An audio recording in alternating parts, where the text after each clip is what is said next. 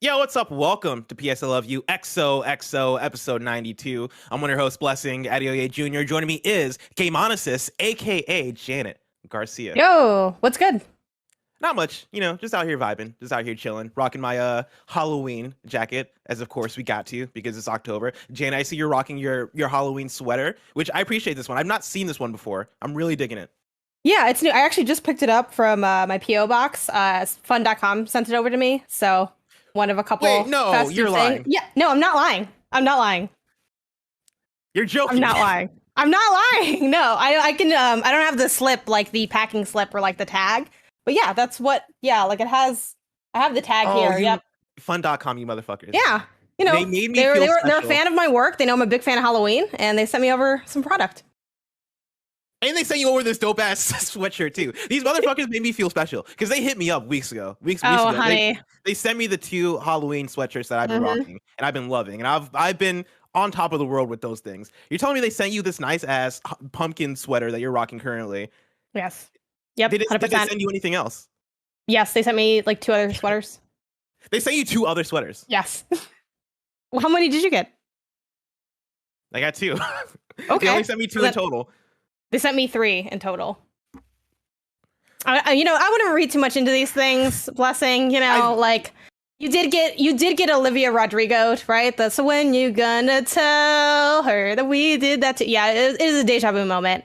It's tough. It's fucked up because it's tough to see you go through this. This is fucked up because this makes me think that they listened to last year's PS Love You episodes, where it was a thing of I got my Halloween jackets because I'm a big fan of Halloween, and Greg was freaking out. He was like, "Wait, Spirit Halloween sent you this shit?" And I'm like, "Of course they did. I'm a big fan of Halloween," and he felt betrayed and all these things, right? The fact that they hit me up weeks ago to send me. Did they call you the king of Halloween when they did this? Because that's what they called me. Look, man, What do you want me to say to this question? What do you want to hear? I want you to tell me no. I want you to say that no, they knew that you were a fan of Halloween, but they didn't. It all happened so quickly, Blessing. I really couldn't tell you one way or the other, but yeah, they did indeed send this. I do indeed love it, and these are factual facts that happen. This is the reality you live in. Time's a flat circle. Everything's just repeating itself. Well, this is what happens when you step into that left side of the screen. You thought it wasn't going to come with the, heavy lies the crown. It is what it is. I feel like you've seen the TikTok of the girl who's surprising her boyfriend and she walks the couch guy? Room. Yes. Yeah, the couch guy. You seen the couch guy TikTok where she walks in and like he's sitting on a couch with like 3 other girls and all the energy's awkward and she's like, oh, and gives him a hug or whatever. I feel like I'm in that situation where I just walked in, except I can read the tea leaves. I know what's going on here and I don't feel good about it. I feel like I've just gotten cheated on. You're not gonna do the up and down bop with the rolly suitcase? No, I'm gonna burn my sweaters that I got from Fun.com. How the fuck? Like, what? How fucking dare they do this? It doesn't. The site is called Fun.com. It doesn't sound like you're having fun, Blessing. I can't help but notice that. I'm having a great time. This is better than it could have ever been. I need to know what are the other sweaters? I don't have them on me. The other one is like it has a skull with like snakes coming out of it. And then isn't that the one you have too? I have a Cthulhu one. No, ours is different. Ours is different than that. And then the other one is like a Day of the Dead style one. So we have different sweaters, at least. I don't like this. Fun.com, there is one way that you can remedy this. I will just to be clear, I know I think they listen. Well, they must listen if they're this aware about like all the Halloween shenanigans that we put on. I will slander your brand name if you don't send me more sweaters. I'm telling you right now, Fun.com. You can't say that. That's not. This is very. That's not how you do this. That's not how you get this stuff. You think that's not going to work? No. You think they're not going to appreciate that? That verified check's going straight to your head. To be clear, I will not slander your brand name. I will say that Spirit Halloween has a lot of good things that they got going on. That is what I will say. Spirit Halloween. This is like you turned on them real quick. Because they turned on me real quick. They buttered me up in my DMs, in my emails. They made me feel all special. They got me some Halloween sweaters. I thought I was special to them. It turns out I'm not special to them. Turns out Spirit Halloween are the only ones that will be faithful to me. And you know what? Spirit Halloween, more popular brand. And so that's right. I said it. Janet, the first of many L's you were taking this episode. We shall see, because remember, this is PS I Love You XOXO, your PlayStation podcast. Each and every week, we join you to talk about the biggest topics in PlayStation. If you like that, you can watch it live right here as we record on patreon.com/kindoffunnygames, or you can watch it Tuesday when it posts for everyone on youtube.com/kindoffunnygames, roosterteeth.com, and on podcast services around the globe. Remember, you can use Epic creator code KINDAFUNNY on all Epic Store and Epic in-game purchases like Rocket League and Fortnite to help support the channel. Housekeeping for you, there's a new episode of The Blessing Show up right now. It's 10 minutes of time loop talk where I go through each of the big time loop games that are released this year and I determine which is definitively the best one. Roger, if you're able to bring up the trailer and play it for us. Oh, do you want to play it in full volume? Yeah, play it in full volume. Let people know what it's about. Yeah, let's see what's up. Can you see that? Yeah, that's perfect. Returnal is the best time loop game of the year. It's not only the most addicting and visually stunning time loop game of 2021, but the way its narrative setup adapts to its roguelite structure allows for an eerie space horror thriller that is ingenious in its delivery. Returnal's time loop is a tool to drive home Celine's madness, and it's in repeated loops that her madness is uncovered and explored. So that's it. It's a short video. Returnal is the best time loop game of the year. Thank you for watching, and I'll see you on the next episode of Deathloop is the best time loop game of the year. The Forgotten City is the best time loop game of the year. Welcome to The Blessing Show, where I break down what's up. So let's talk about what's up with time loops. There you go. That episode is out right now on youtube.com/kindoffunnygames. Let me tell you, Roger did a banger job on that one. I went hard on that motherfucker. That's crazy. Yeah. Roger went hard. I believe that is some of our best work, so go check that out right now. And speaking of youtube.com/kindoffunnygames, episode 2 of the Arkham Files premiered yesterday, and it's a short video by Barrett and Roger all about how Batman Arkham City truly makes you feel like the Batman. You can check that out right now on youtube.com/kindoffunnygames. Thank you to our Patreon producers, Pranksy, Tyler Ross, Delaney Twinning, Julian the Gluten-Free Gamer, Alex J. Sandoval, Techie Haas, James Hastings, and Casey Andrew. Today we're brought to you by Fitbod, HelloFresh, and Purple Mattress, but we'll tell you about that later. For now, let's begin with what is, and forever will be, topic of the show. Janet, it's a slow news week, which actually makes me excited because that means that we get to get creative. We get to do whatever we want for topic of the show. And I figure we haven't done this type of thing in a long time. I want to do a reader mail episode where we reach into the reader mailbag, pull out all the dope ass questions that people have written in, and we answer them for our amusement and for your amusement. Does that sound good to you? Hell yeah. I love answering questions is like my favorite thing to do as far as content because it's really chill. And it leads to like really interesting places. And it's just always cool to see like what people can come up with. So I'm excited to see what people have for us today. Yeah, and there's so many questions that people write in with that we're not able to get to just because we like to stay relevant. We like to keep on with the topic of the show or whatever the relevant news is. And so we don't have time. We usually don't get to all the other questions that people write in. And so this is a great opportunity for us to dive in, get into all the different weird, goofy PlayStation questions that people might have written in with. Of course, on Twitter this morning, I reached out to the audience. I told people to write in with their mailbag questions so that we can answer them on this show. We got quite a few to dive into. I'm going to start with a question from BanderSN, who wrote into patreon.com/kindoffunnygames, just like you can, and says, "Hey, Bless and Janet, happy Sora and Smash Day. My question is about new IPs. Sony, during the PS4 generation, introduced a plethora of new franchises to their already stacked ecosystem. Horizon, Ghost of Tsushima, Bloodborne, etc. How many major new IPs do you think will get this generation, and which of Sony's team do you think will be able to will make the standout new IP? Thanks, and have a good rest of the week."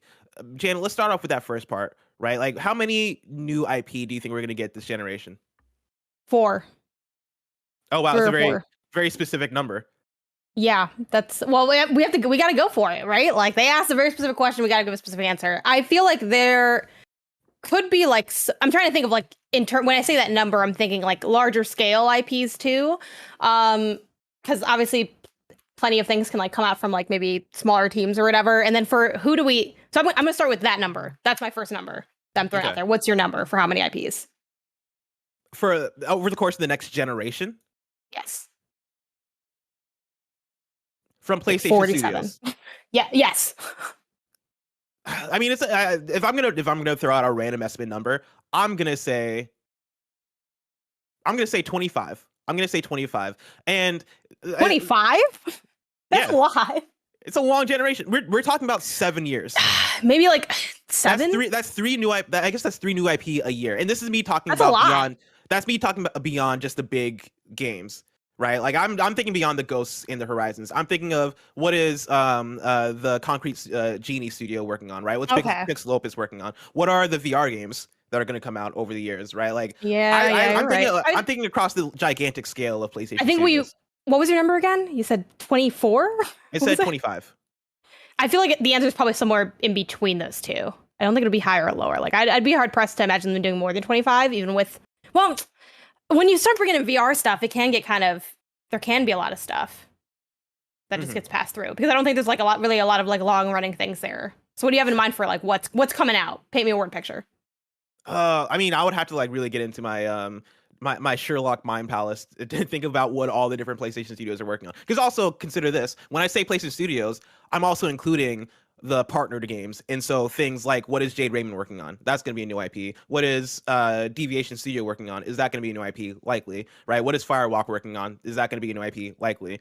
And I also pulled from, there was an article that went up back in May about how Sony's working on 25.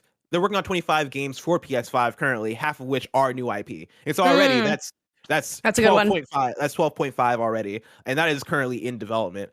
And so like, and of course that is, I'm sure when they say that, they are also talking about across the brand of PlayStation Studios. And so like, it's a mixture of the ones I just mentioned, of the partnered studios. There's also, when we're talking about the big ones, right, that you're talking about, Naughty Dog, I'm sure is working on a new IP, and so I think that'll be, and I think they have one new IP in them this generation. I think so too.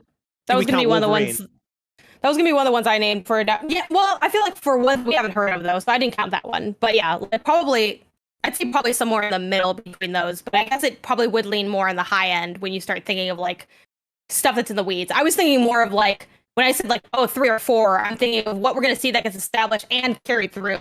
Like what's gonna be a staple thing that's gonna be supported throughout, like, not just this generation, but also like what we'd see on like PlayStation 6. Janet, to interrupt you, Roger, yes. Do you hear Janet be staticky? Yes, I was gonna ask. Okay, Janet, do you want to leave and come back? Because you sound very staticky and robotic-y.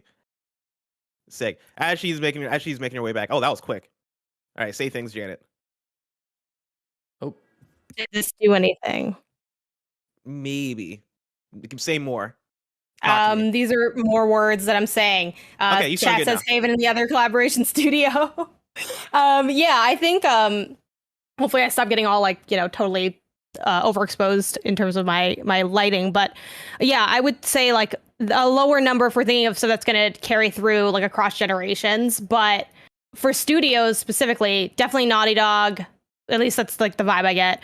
I think Jade Raymond studio for sure. I really want to see too from I'm like blanking on the name now, but the folks who made Astrobot. I don't know why I'm like blanking on the name of the studio offhand. I don't know why why am I blanking on it too? I hate when that happens. Right? All I picture when I look inside my mind, all I see is that little robot. It's the thing of when somebody else blanks on it, that immediately makes you blank on it too. Asobi studio? Asobi, yeah, thank you. Asobi. And then chat's initially like, yeah, Team of of course, yeah. It wasn't everyone blanking simultaneously. But yeah, like I think those are pretty set. And I feel like Insomniac's probably just gonna keep pulling stuff out of their magical hat of development. So when you say new IP, when we say new IP, do you count Wolverine in that? Not for this question to me, only because like, I mean, it's not out yet, so I guess you could, but I feel like it's like, to me, when I read this question, I was thinking of like stuff we have not heard about yet at all. I would still probably count Jade Raymond stuff because we don't know what that is. We just know that they're making something. Unannounced IP. Yes. Okay. But even then, that's a differential of 1. But yeah, I think when it comes to now, I guess a kind of related question then that I have, because like when I first read this and like I answered with a really low number because I'm like, one thing of stuff that's gonna transcend, not just be a flash in the pan. In terms of stuff that, how many new IP do you think we're going to see this generation that will be on PlayStation 6? Okay, so that's a good question, right? IP that's going to transcend the generation. I think you're probably right with the higher number on like what we're seeing, but like when I was thinking of like what's going to carry, I was thinking like 3 or 4 things.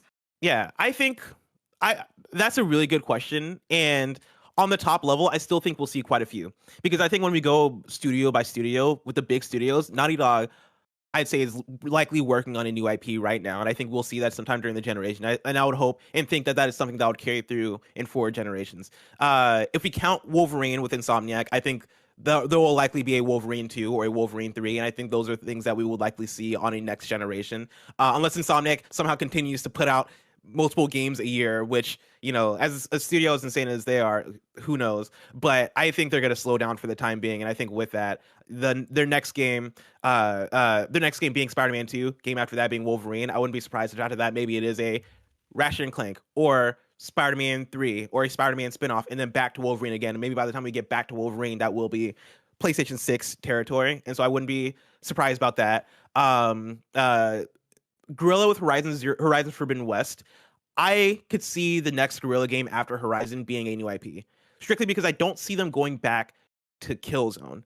And I don't think they only want to make Horizon forever. I think a lot of these studios like the idea of having that back and forth of, hey, we have this very strong IP that we made multiple iterations of. Now let's make something else that is new and fresh to us, and something that's going to give our studio more value, in the way that Naughty Dog has Uncharted, Naughty Dog has Last of Us, and Naughty Dog can have a third IP, right? Rockstar is another one that comes to mind with that same sort of thing of Rockstar has GTA, Rockstar has Red Dead, Rockstar has a bunch of IP as well that they've not touched in a very long time, and I doubt they'll touch again. But between just those two big games, right, I think there's something nice about having multiple IP that you can bounce back and forth between and not let shit get stale or oversaturated in terms of making the same thing over and over and over again.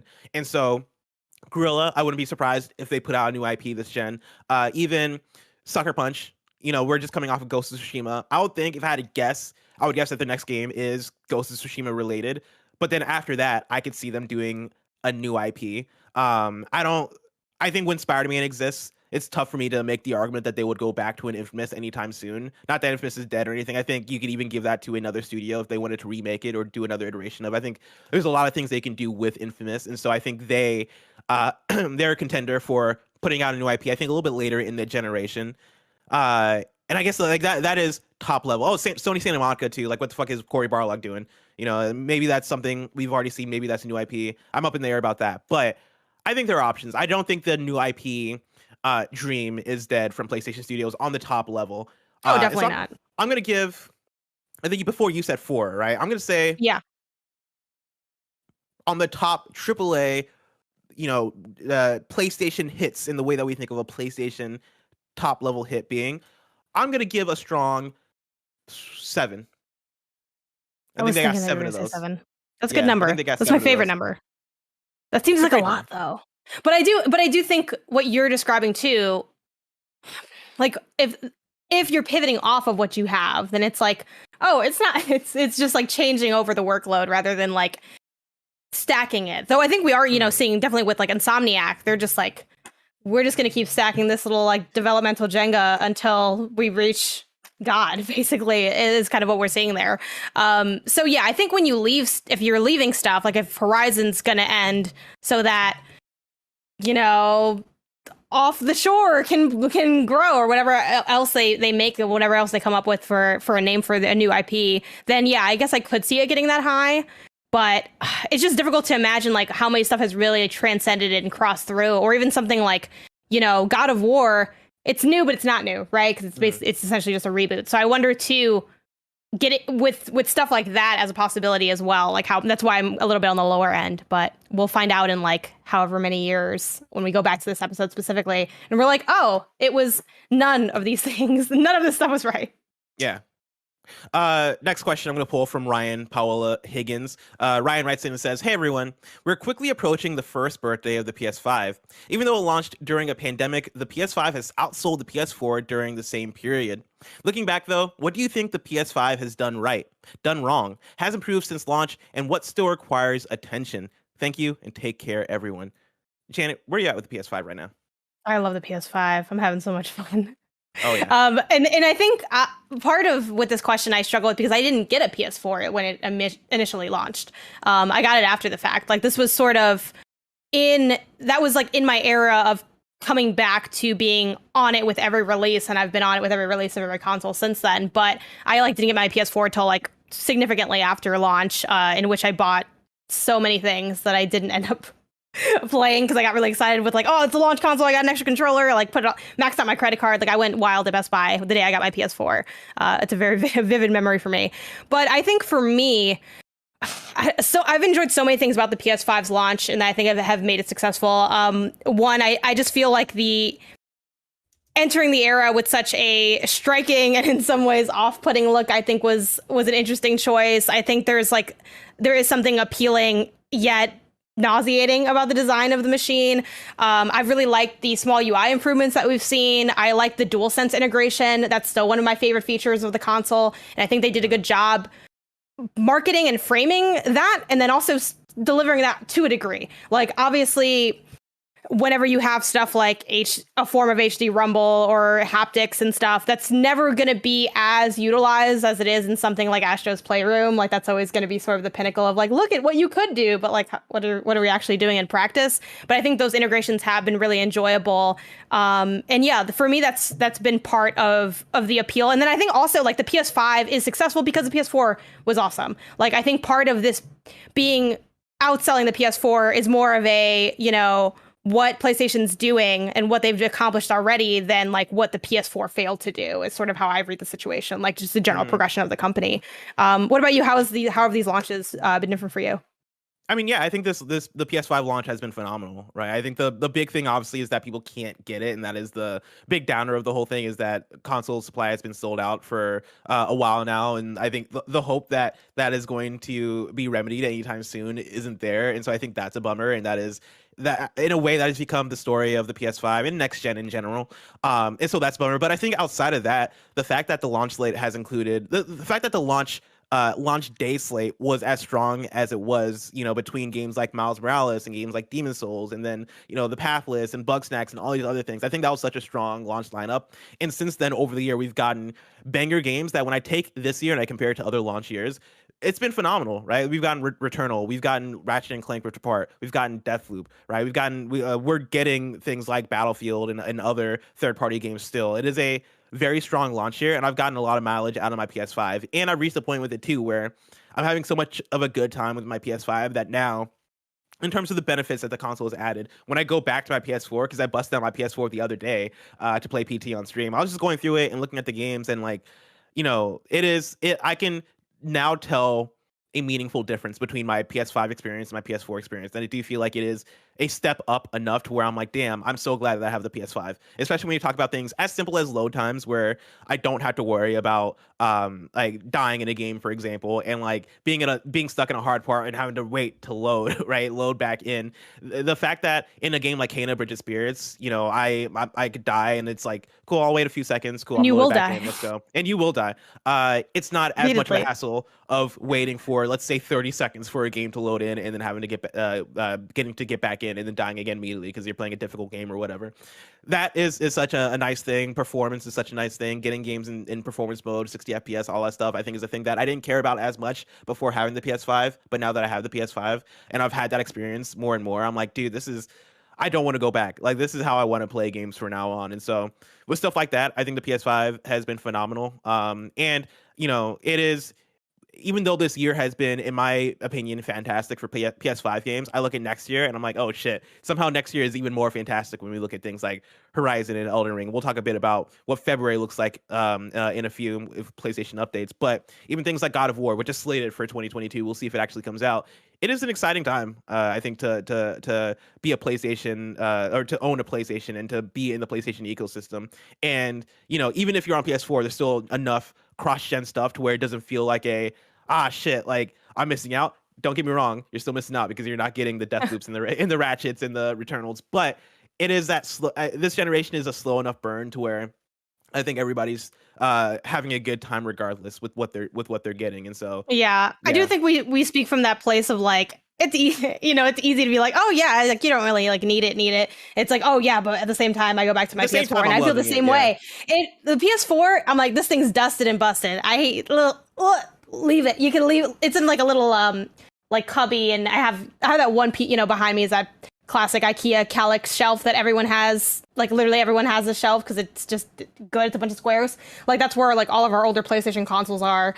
And yeah, like having to boot that thing up if to do maybe like uploading a save or something that I forgot about. It just feels like not enjoyable to me. Even like the controller difference. I think the controller is such an upgrade. I'm someone that always wanted like a little bit more weight and real estate to the PlayStation controller. So like this is like a great in between while still keeping like the DNA of like what the controller normally is. Like I've loved my time on the PS5, and I think them having too something like the collection available is also just such a great like buy-in for people who missed the PS4 generation and can hit up all those games. So yeah, it's just been a great opening year. Yeah. How do you feel about it in terms of what is the PS5 done wrong in this launch year? Besides not being around, wrong's kind of strong. I feel like maybe some elements of like how they have their party system, and like I mean I know they have updated like the ways that you get into parties and stuff like that, or like have your chats and things, but probably not having that a little bit sharper out the gate is a little bit of a misstep.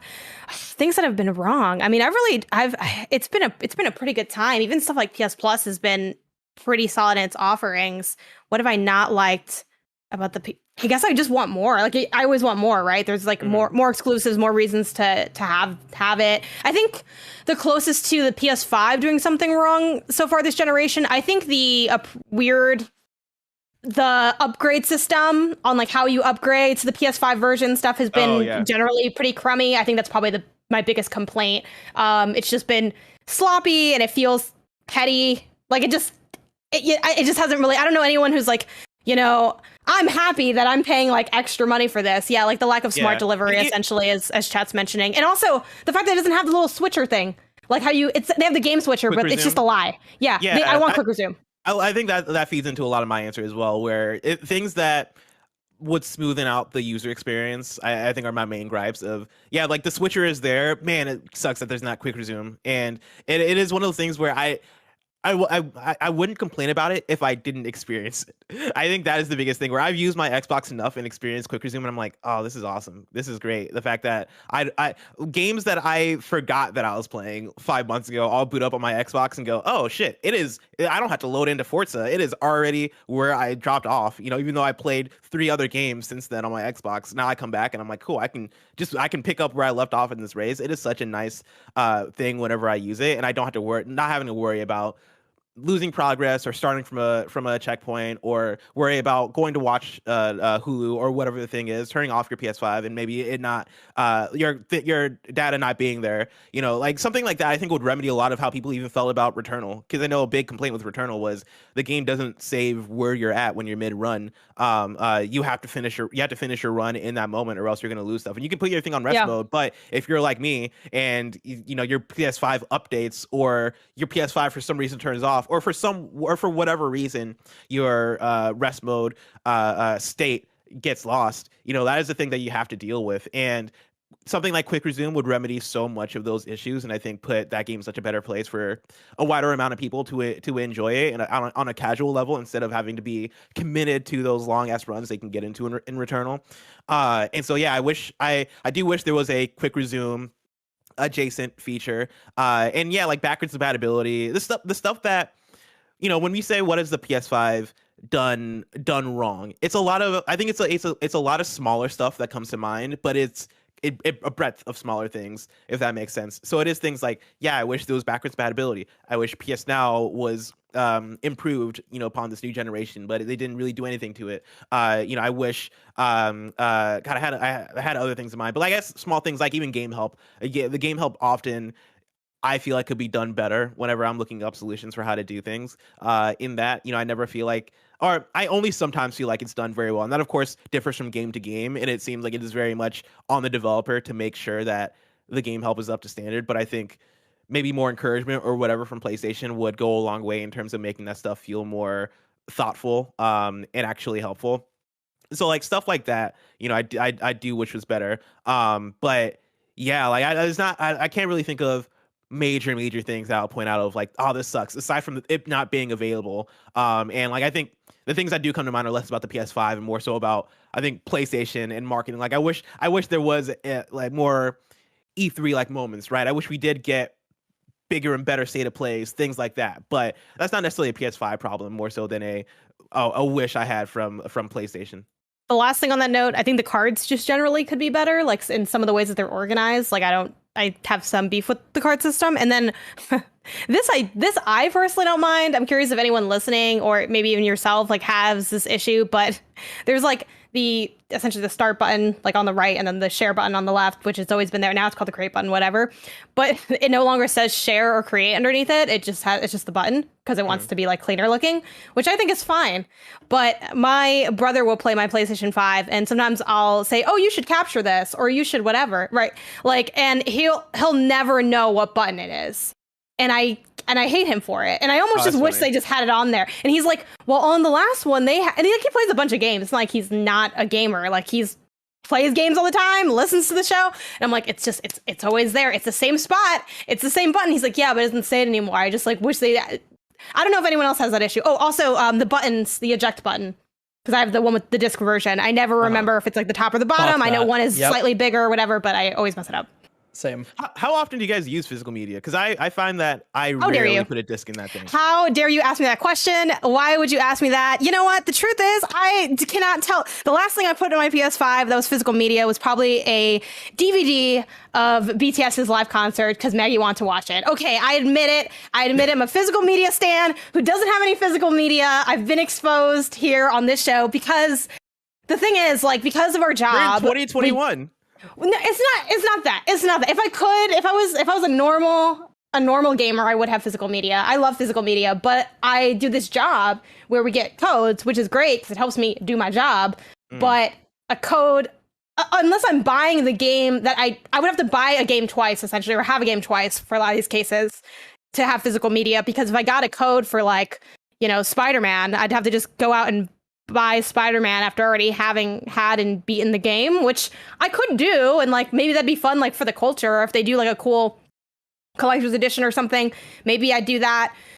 But yeah, because I get codes, I don't own any PS5 physical games, and it makes me really upset that I don't own any physical games because I love having like a physical collection. And I know I could solve that just by buying, but again, I would just be buying stuff to be like, I have the physical game. So I don't know. I don't know when I'm gonna. I don't know. I'm a little embarrassed about it. I'm a little bit embarrassed about it because I do love physical media, but to go back, I don't know. Is this you have a BTS DVD, not even a Blu-ray? It's probably a Blu-ray. Okay. I was gonna ask. I don't know. I was scared to ask. I was like, does the PS5 play DVDs? Does it still do that? Because I would never have even tried that.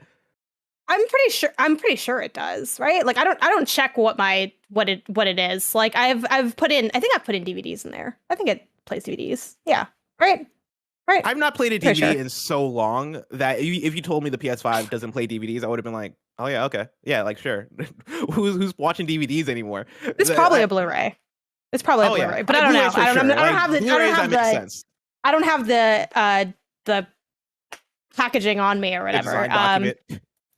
Yeah, I'm not holding this like BTS concert DVD at the ready or whatever. But yeah, another thing it does. I've done it on accident. How have you accidentally played a DVD? I would love to know. What does that even mean? They thought they were putting in Spider-Man Miles Morales, or they thought they were putting in like Spider-Man 2018. They put in Spider-Man the movie from like 2000. This is like when there's I forgot what PSP case it is for me, but one of my I like lost one of my PSP games or something like that. Like I don't know where it is.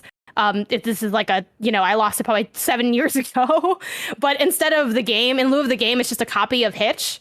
And so there's one game where it's like, you might be in the mood to play this, but it's actually a UMD copy of Hitch. So there is that. But yeah, love physical media. Don't have any.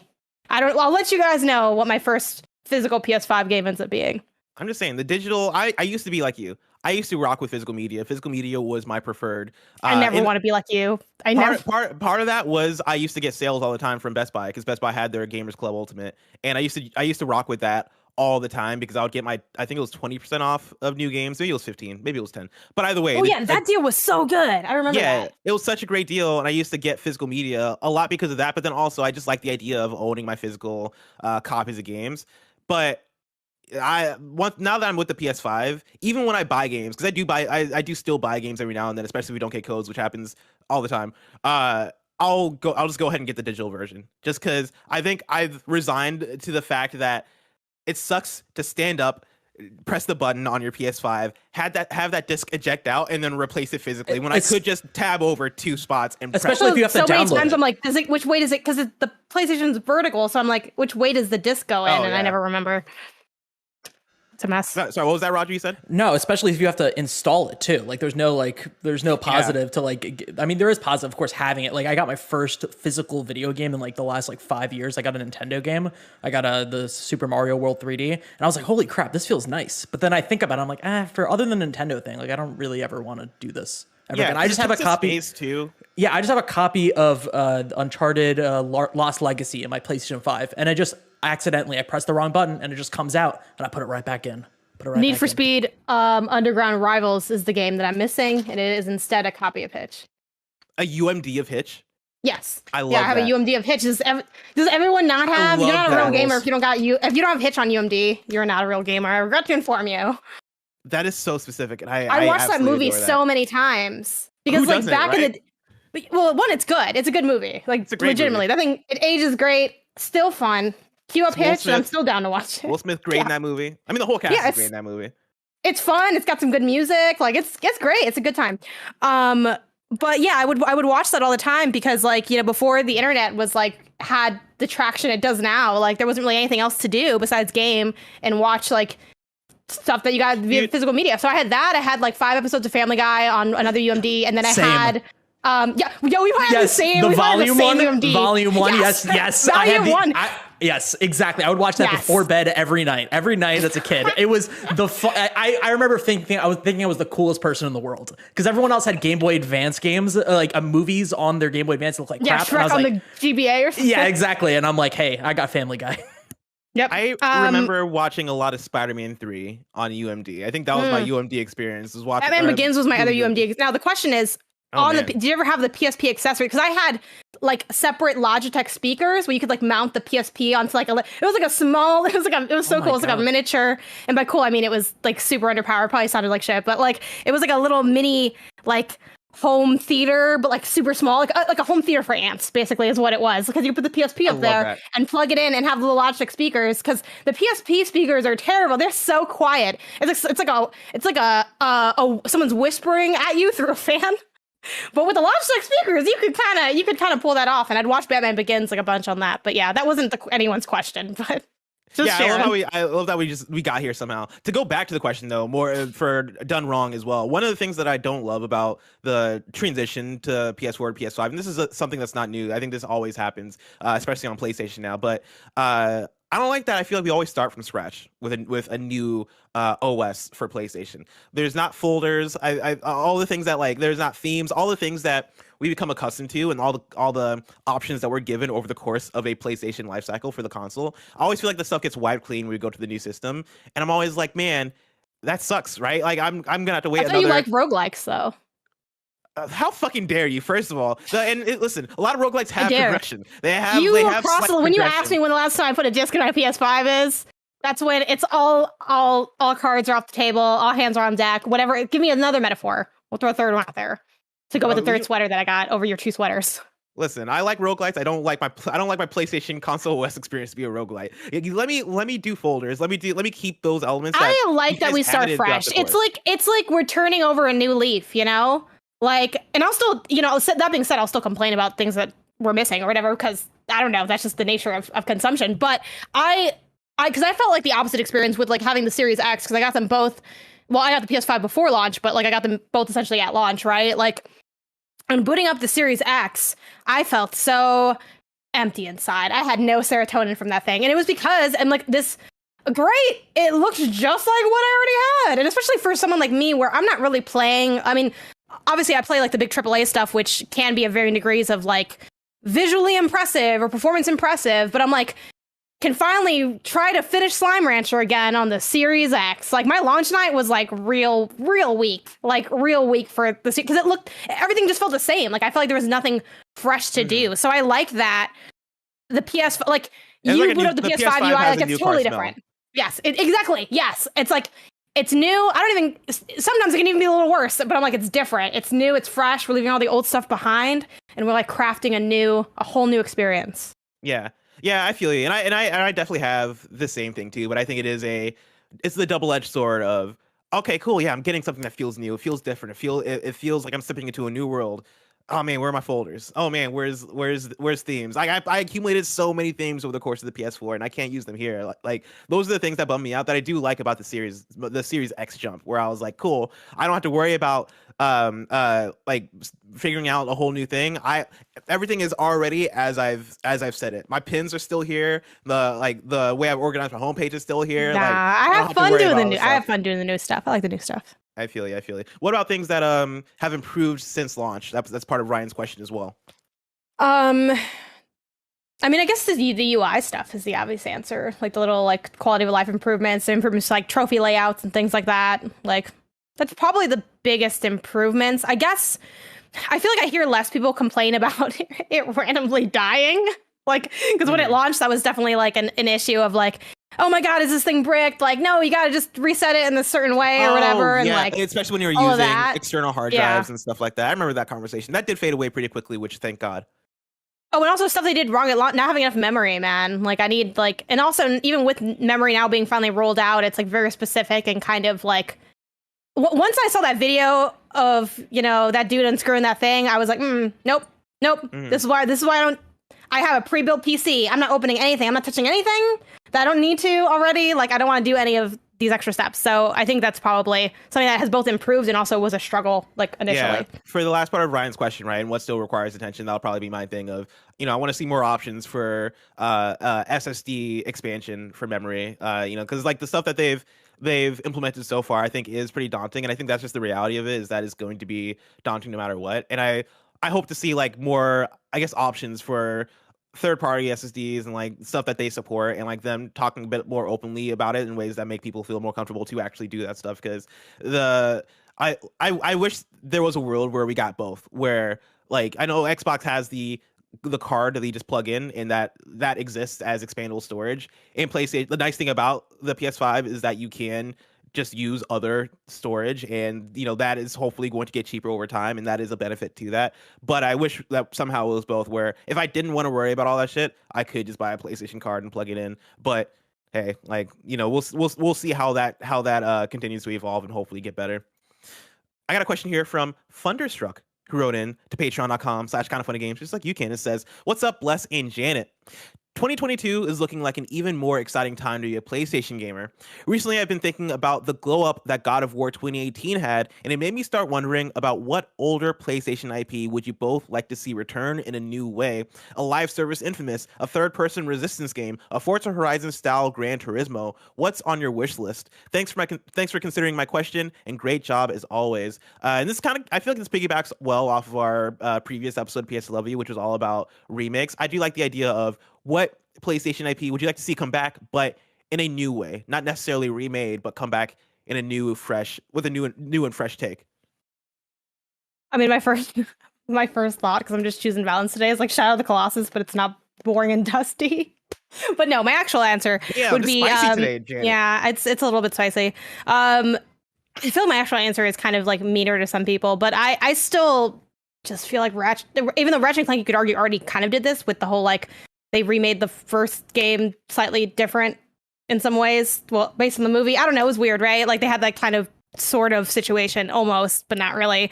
I want to see them do a revamp, a mechanical revamp to Ratchet & Clank. Because I personally feel like that formula is very tired. And it makes it, it's funny because people ask me like, oh, you didn't enjoy Rift Apart because like you haven't finished it yet. And I'm like, no, it's not. That's not why. But it kind of is, because it just didn't, like, I played 4 hours of that game, and I put in, like, an hour after the fact, and I think there are a lot of things it does well, as I've talked about, like, I think 2 or 3 episodes ago, I was talking about how great movement in that game feels, and how good it looks, and I like the little, like, roller skating type thing you can do, but it just didn't demand my attention in the way that I've been wanting the franchise to do. And I think God of War is such a phenomenal example of something that, and I did enjoy the original God of War games, but they were limited in a lot of ways. And I don't think if they just continued with that formula, would have been as well received in the modern era. So when they made that pivot, it was great because it felt like it retained everything that was fun about that game while also evolving it and creating something, making it beyond what it's ever been. And I would love something like that for Ratchet and Clank. I don't know exactly what that would look like. Maybe something with just how maybe the areas are laid out, because on one hand, I think some of the areas of Rift Apart, it was cool when they were kind of more open, but then sometimes they were like almost just, it's like, is it open or is it just like really far? Are the two things just kind of far away from each other? Like, I don't know. I think maybe stuff like that could have been potentially tweaked. Maybe that could be something that would be refreshing enough to be considered a revamp. But what about you? This is an interesting one because I'm trying to think about it outside of a lot of the obvious answers of things that I would like to come back. Right? I'm trying to think of things that I would like back in a very fresh way. Because we had the whole remake conversation last week, and I think one of the things that I brought up Dark Cloud, and I think I made my case for Dark Cloud, and I think that would fit this conversation, but I don't want to give the pitch all over again. And then things like Metal Gear Solid, I would like to see come back in some way. But I think a lot of that stuff I would like to have be true to form in a lot of ways. I think the Twisted Metal game that is rumored to be in development is an interesting one because I wouldn't have necessarily chosen Twisted Metal to be a franchise that comes back, but I do think if you are going to bring it back, it should be done in a way that feels very new and fresh and different, and something that feels way more modern. And we were having this conversation a few episodes ago on PSILY. I believe it was one of the episodes that Andy was on. I forget if this was the Kana episode or maybe it was the one. I think it was the one he was on for the Solar Ash preview, where we were talking about things they could do with it. And I actually did like the idea of a Twisted Metal game that instead of it being just pure car combat and being what it has been, it being more along the lines of something that is almost hero shooter-ish, where it is like an Overwatch, it is like a like an Apex, right? Or it is something that is, hey, it's class-based. You are choosing this car that is a healer car. You're choosing this car that is a sniper car. You're choosing this car that is a tank. And you are working together with teammates to either push a payload car or like you're fulfilling objectives in a way that feels way more along the lines of a more of a refined multiplayer game that you would play today, as opposed to something that was more chaos driven and hardcore and edgy. I think that stuff just hits way less now.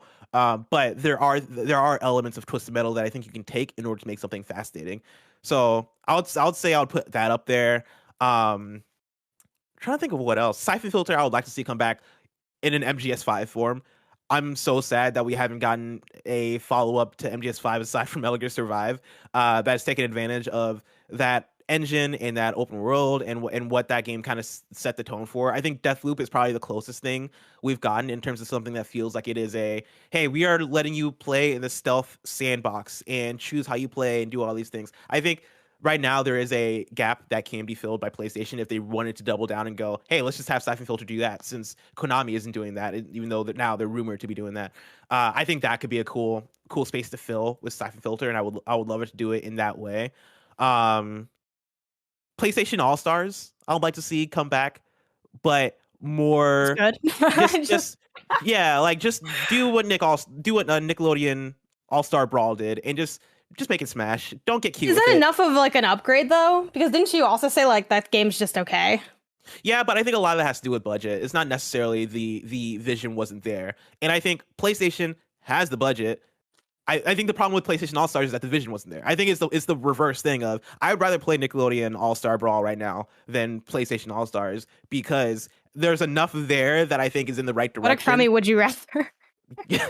Hey, I mean, I still stand by. I think Nickelodeon All Stars is a fun game, and like the shortcomings of that game are more about polish and budget and all those things. If you take what could theoretically be the polish and budget of a PlayStation Battle Royale and mix it with the vision and hey, this is Smash at its purest. This is mechanic based. This is you are knocking people off based on hiring up their percentage instead of the cute stuff that PlayStation Battle Royale try to do.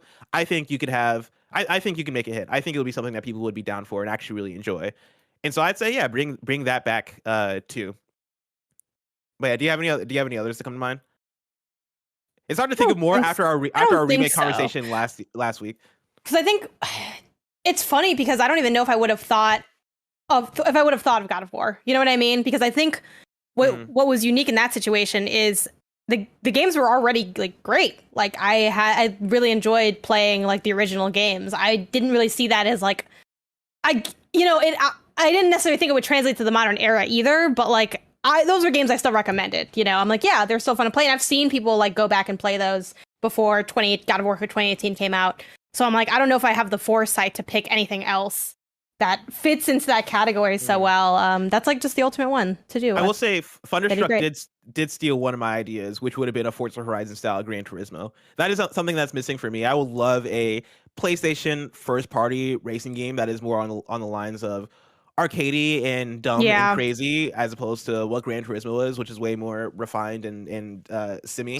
Yeah, I can't. Yeah. I can't drive. Yeah, I think a Gran Turismo, like, I don't know. I'm not good at titling things, right? Gran Turismo Wildstorm or some shit. Like, give me a Gran Turismo that is about the fun and is about the energy, and you know, make it open world. Don't make it open world. Make it like Burnout. Make it like anything that is over the top and fun. I think there would be an audience for that. I think people would be down for that kind of game, especially if you do go the Forza Horizon route of, hey, we're still going to be all about the cars. We're still going to be all about the vehicles. We're still going to be all about catering to the car lovers here, but in a way that is way more like colorful or over the top and way more fun that anybody can come into on any level and still have fun with. I think that's the thing that Horizon does so well, and I would love to see that for Gran Turismo, or even for, if you don't want to make it Gran Turismo, you can still make it a different franchise. I would love to see something like MotorStorm come back in a new form in that way.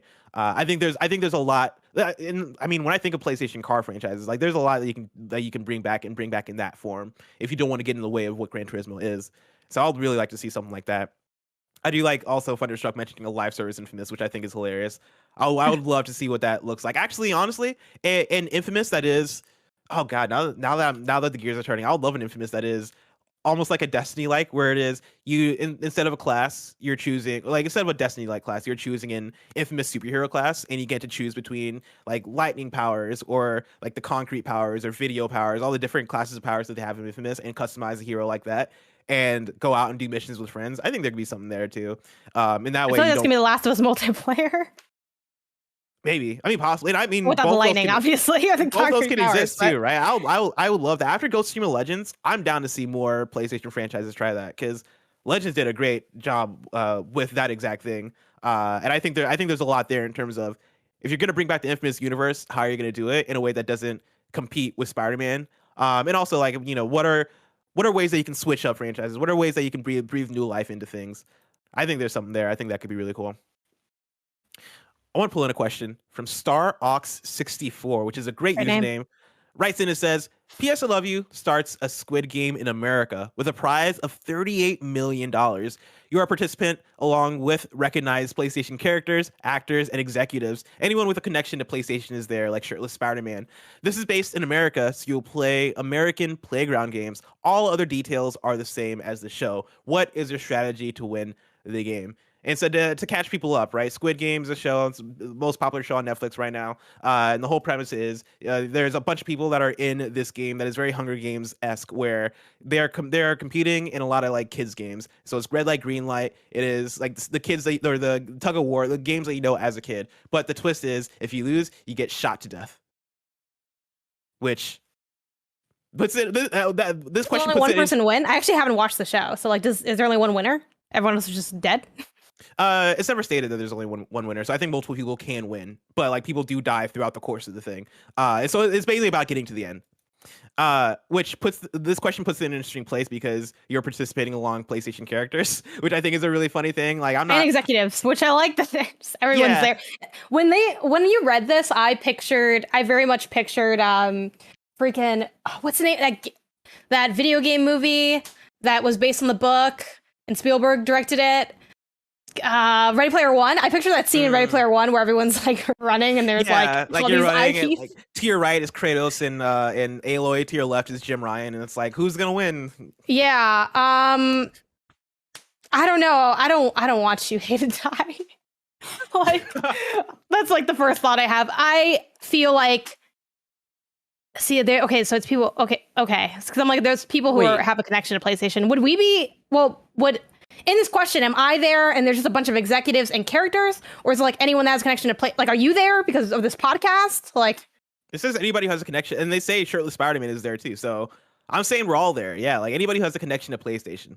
Okay, I think we team up for at least a while until we have to betray each other. I think we put off the betrayal until the last minute. You know what I mean? So I feel like that's my first idea. Now, Roger, you're going to chime in with something.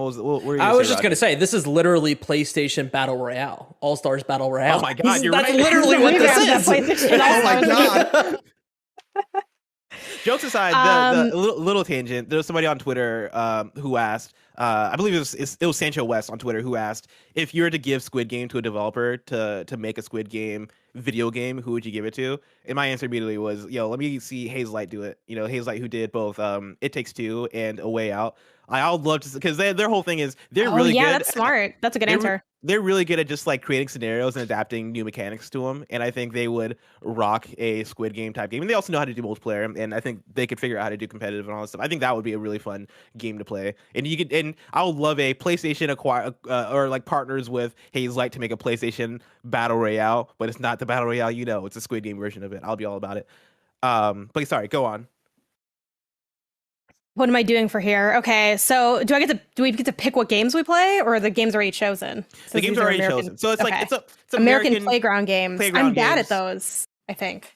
Like, were there any that you were good at? Oh, kickball would for sure be one. Yeah, no, I'm dead. I'm dead. I am not good at kickball. God, I don't think I was good at anything, as I was gonna say.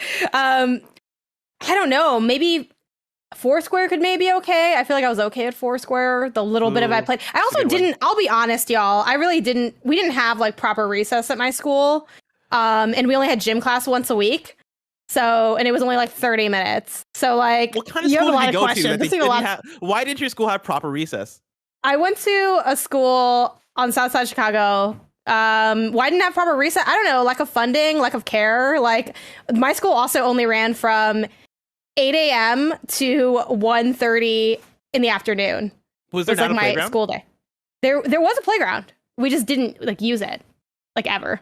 Okay. At one point, like when I got to 7th grade, they also extended the school day to 1:45, like that 15 more minutes of education, which is still not like a full school day. I don't know why this was legal, but we eventually got like to walk outside for like 30 minutes. I guess at one point they're like, these kids need to have no movement. But yeah, grades K through 8. This was nothing. This was throughout the year too. This wasn't just winter, because I know for me growing up, this is throughout the whole year, the entirety of the year. Because in Illinois, right? Like it being snowy a lot of the time. During the snow time, our recess would be inside. We play with board games and like all the shit that we had. Yeah, nah, man. It was like that school was not good. The school I think has gotten a lot better since then. Like I think it's a way more of a normal school, but like I don't know why it was so bad. It was just so bad. So for the games that you mentioned, right? You mentioned Foursquare, which I think Foursquare would for sure be in there. Kickball, I think, is a good one. I think that would be in there too. We're talking about an American version of Squid Game. Floor is Lava, I think, would be in there. Is there a game where you maybe like run a lot? Because I can run for a long time though. I can run kind of fast in a short period. What can I do with that? I mean, are there any playground games that involve a lot of running? I don't know. I mean, kickball kind of does. What's your but I'm not gonna be able to kick it right. Okay, so you're scared that you're not gonna be able to kick it right. I see. Yeah. Here's the thing about Squid Game is that kickball is a team game. And so you would be able to form a line. So you're like the strategy there would be to, hey, I'm going to link up with a Kratos. I'm going to link up with like who has the strongest kicks out here. I'm thinking Kratos. I'm thinking Aloy seems like she'd be able to kick a ball pretty far. Jim Ryan. Yeah, just the classics. I do feel like I want to be shielded by the shadowy figures that were at that one PlayStation presentation. That's one idea for Dodgeball. That's what I'm doing. I'm linking up with the shadow people for Dodgeball and just hiding behind them. Be a great Squid Game. Because I don't even know if those people are real. We never found out. Are they real? Are they cardboard? We don't know. But they have a high association with PlayStation. The shadowy people that were in that Mark Cerny talk? Oh, yes. They're fake. They're for sure fake. Yeah, well, that's who I'm going with. The fake shadow people. Let's see. What about you? What's your go-to playground games? What games are you good at? What am I good at? It's been such a long time since I played any of these. Foursquare, I don't think I was ever good at. Kickball. You jump rope? I'm pretty double dutch and stuff? No, I'm bad at double dutch. I was always jealous of the double dutch kids. Me too. Yeah, because they were rocking it. I was always like, dude, how you doing so bad. I'm like, damn. And even as an adult, I don't know last time you saw anyone like double dutch, because like that'll just don't be happening in like randomly. But I taught for a while, so yeah, like people aren't just out in the world double dutching it up, though they should be. I think we'd have a much nicer world if people double dutched more. But like I taught, previously, and like my students could double dutch, and I'm just like, damn, man, that's crazy. Like that's what. Yeah, because you just see the feet going, and it's like that's magic. That's not real. Too, that's not real. What's crazy is like the people that can jump in too. Like they can just like, right? Oh man, that's so good. Anyway, I would honestly be dead almost immediately. It wouldn't even matter who I paired up with. I will say for me, kickball, I would feel confident. And like again, like this question is about strategy. Like the thing about Squid Game is a lot of Squid Game was about strategy. Like the people who made it further were the people who figured out how to like, okay, who am I going to link up with? All right, who am I going to like betray? Who am I like? It's about like thinking ahead. And so for me, I think for me, I'm identifying the games I'm good at, which I think kickball, I'd be pretty decent at. I can run fast. I can kick. I love soccer. And so kickball, I think translates to that. So I can do that. I can do Floor is Lava. I think I can do a decent job at. I can do Floor is Lava too. What the rules are, but I think I'm pretty agile, and so I can figure that out. If they do double dutch, I'm dead. I'm fucking dead. There's no way. Dodgeball would be interesting. It depends on who I'm up against. Like dodgeball would be the game that is about building the right team, and I think if I'm building a dodgeball team, I am again thinking about people who are agile. Spider-Man, both of them, Miles and Peter are on my team for that one, for sure. I'm sorry. I'm laughing because of my only thought for that was like dodgeball. I'm linking up with Impy from Dreams, and they're just gonna go and they're just gonna distract people. Be all in your face. Maybe the controls get involved. You can't like move it. You got to readjust it. Like that's for dodgeball. I'm picking up Sackboy and I'm like ball yourself up and I'm tossing Sackboy at people. Yeah, I was thinking Sackboy I would link up with for Floor is Lava because I'm thinking who's more agile than Sackboy. Like Sackboy can do anything, traverse anywhere. That's fair. That's fair. I'm trying to think of who Astrobot. What game would Astrobot be good at? Probably also like Astrobot's probably getting shot first. That hover too. No, the hover is good. Yeah. He's also so small that I feel like for dodgeball, he's gonna get murked in dodgeball. Actually, I could see some them just yeah. Especially when I think of the little Easter eggs and like the little robots wailing on each other. Like, yeah, that robot's dead. Chat said, imagine Kratos doing the jump rope. I would love someone make that, please. I think Joel from Last of Us would secretly be a great double dutcher. It's like a thing that he doesn't talk about as much. But like it comes down to it, and Joel's like, I used to double dutch with my daughter. I don't talk about that anymore. I don't talk about this anymore because it's part of my dark past. Then he does it well, and then when you try to compliment him, he gets mad about it because it reminds him. It's like, bitch, you brought it up. Like it's like you don't talk about her, and it's like, okay, first of all, I was talking about the double dutch, but do you need to talk, Joel? We can work this thing out. Joel didn't need to talk. That man needed to talk a long time ago. Yeah. And then when he talks, who's he talk to? The wrong people. It's just Let's pull in this next question from JLCthree, who writes in and says, with Spider-Man 2 being officially announced and both Peter Parker and Miles Morales seemingly being a part of the project, what are the odds of the inclusion of a co-op mode featuring both heroes? Do you think it would be introduced to play the campaign with a friend or implemented as a separate set of missions? If you could help with designing the game, how would you like to see co-op implemented?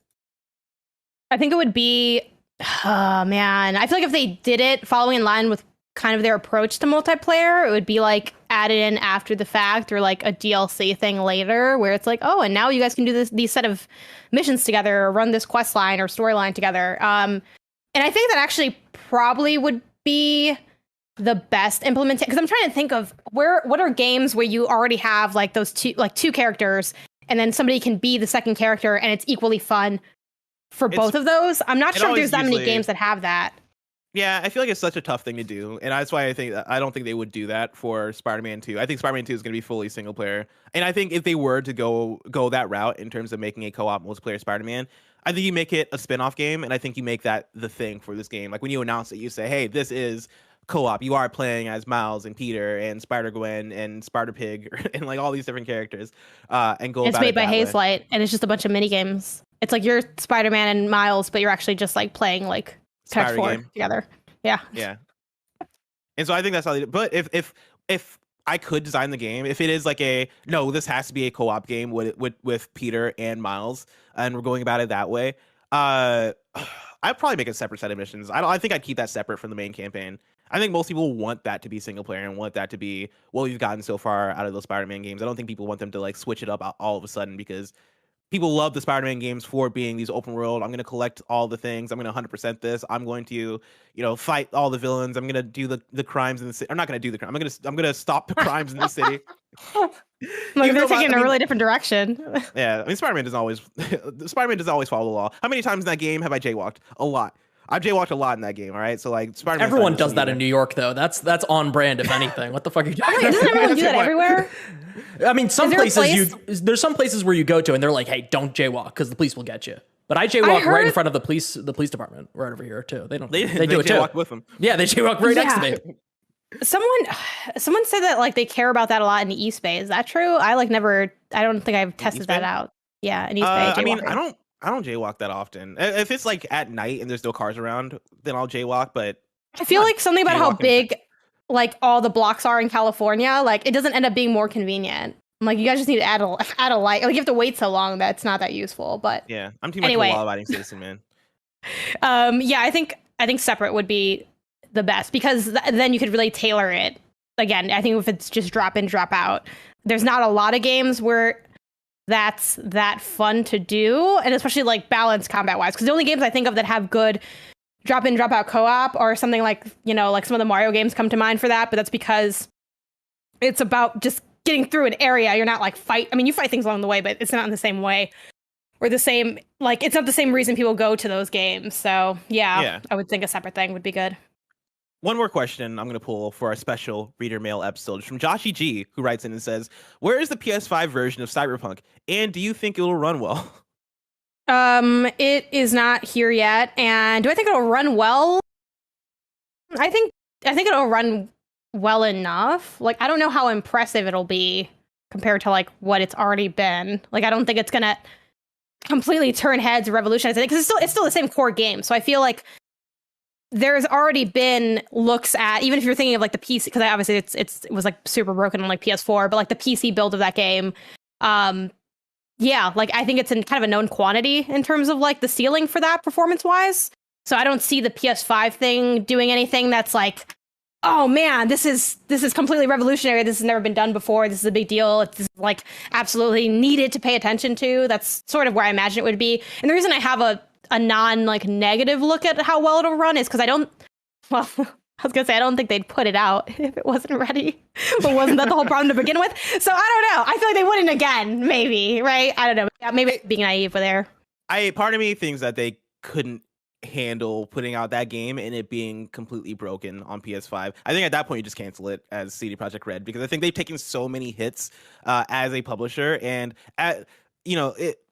people have short memories. People forget things, right? And I know people are like, but Cyberpunk was so bad, and like we're gonna be shitting on CD Projekt Red like forever because of Cyberpunk, which I think to some extent is true. By the time they announce Witcher 4 and they're ready to put out a Witcher 4, people are going to forget. On the top level, people are going to be like, but I like Witcher 4. It's the same thing that's happening right now with, I think, different scales, but Mass Effect Andromeda came out and disappointed the hell out of people. We're leading into the next Dragon Age and Mass Effect next, and people aren't scrutinizing those upcoming releases as much as I would have imagined coming off of something like Mass Effect Andromeda. I think and Anthem for that matter, right? Like we've gotten some stinkers. Yeah, I forgot about Anthem.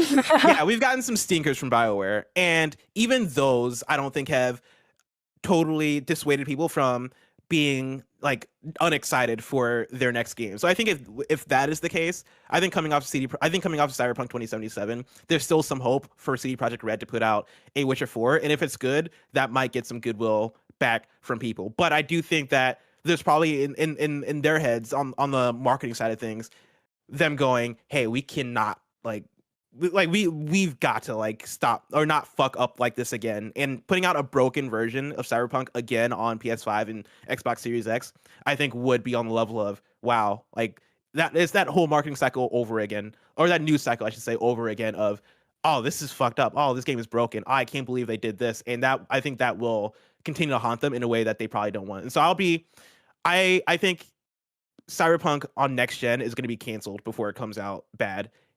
And I think that's high. I think that there's a high probability of that happening too. I would not be surprised if it got canceled. I'm really surprised they're even still like they have their, development timeline that they put out, which is like massive. And just looking at that, like it was just rough. I just feel like, and I'm not like a business person or a developer, so it's not that I can't understand why they're still doing it, because they made sort of this commitment. I think they're trying to make the best of what they have, or improve on what they have, or like fix the wrongs, however you want to couch it. But it's so long and there's so many things, and I feel like it's not hitting the way it needs to hit. And even like I remember seeing a little bit about like their most recent, I think, free DLC, and it was like 3 jackets or something, and like some cosmetic, and it's not going well. Like I kind of hope that maybe it just ends in an amicable way, but like I also don't want to see it end in like a horror. I don't want to see this get canned and then the whole thing is like over and a bunch of like, I don't know. I don't want bad things to happen to the studio or anything as a result, but it's hard looking at that and imagining that coming out at the cadence that they want to come out at, and also being good. Like there's just a lot left to do, and I don't know how that's gonna go, but I don't know. I also didn't think that it'd even be back on PlayStation at all for a long time, and like they were able to get like that working. So I don't know. Yeah. I was gonna say kind of funny in the comment section wrong, but we don't do that on the show. But I'm looking at one of the roadmaps, and the next gen version was slated for 2021. I don't know if they're still saying that it's slated for 2021, but if that's the case, like there's no way it's coming out in 2021. I don't think, at least, that there's time for them to like really make that happen still. There's not that much left in the year. And so I still ask the question of where the fuck is Cyberpunk next gen? When is that going to come out? Is that going to come out?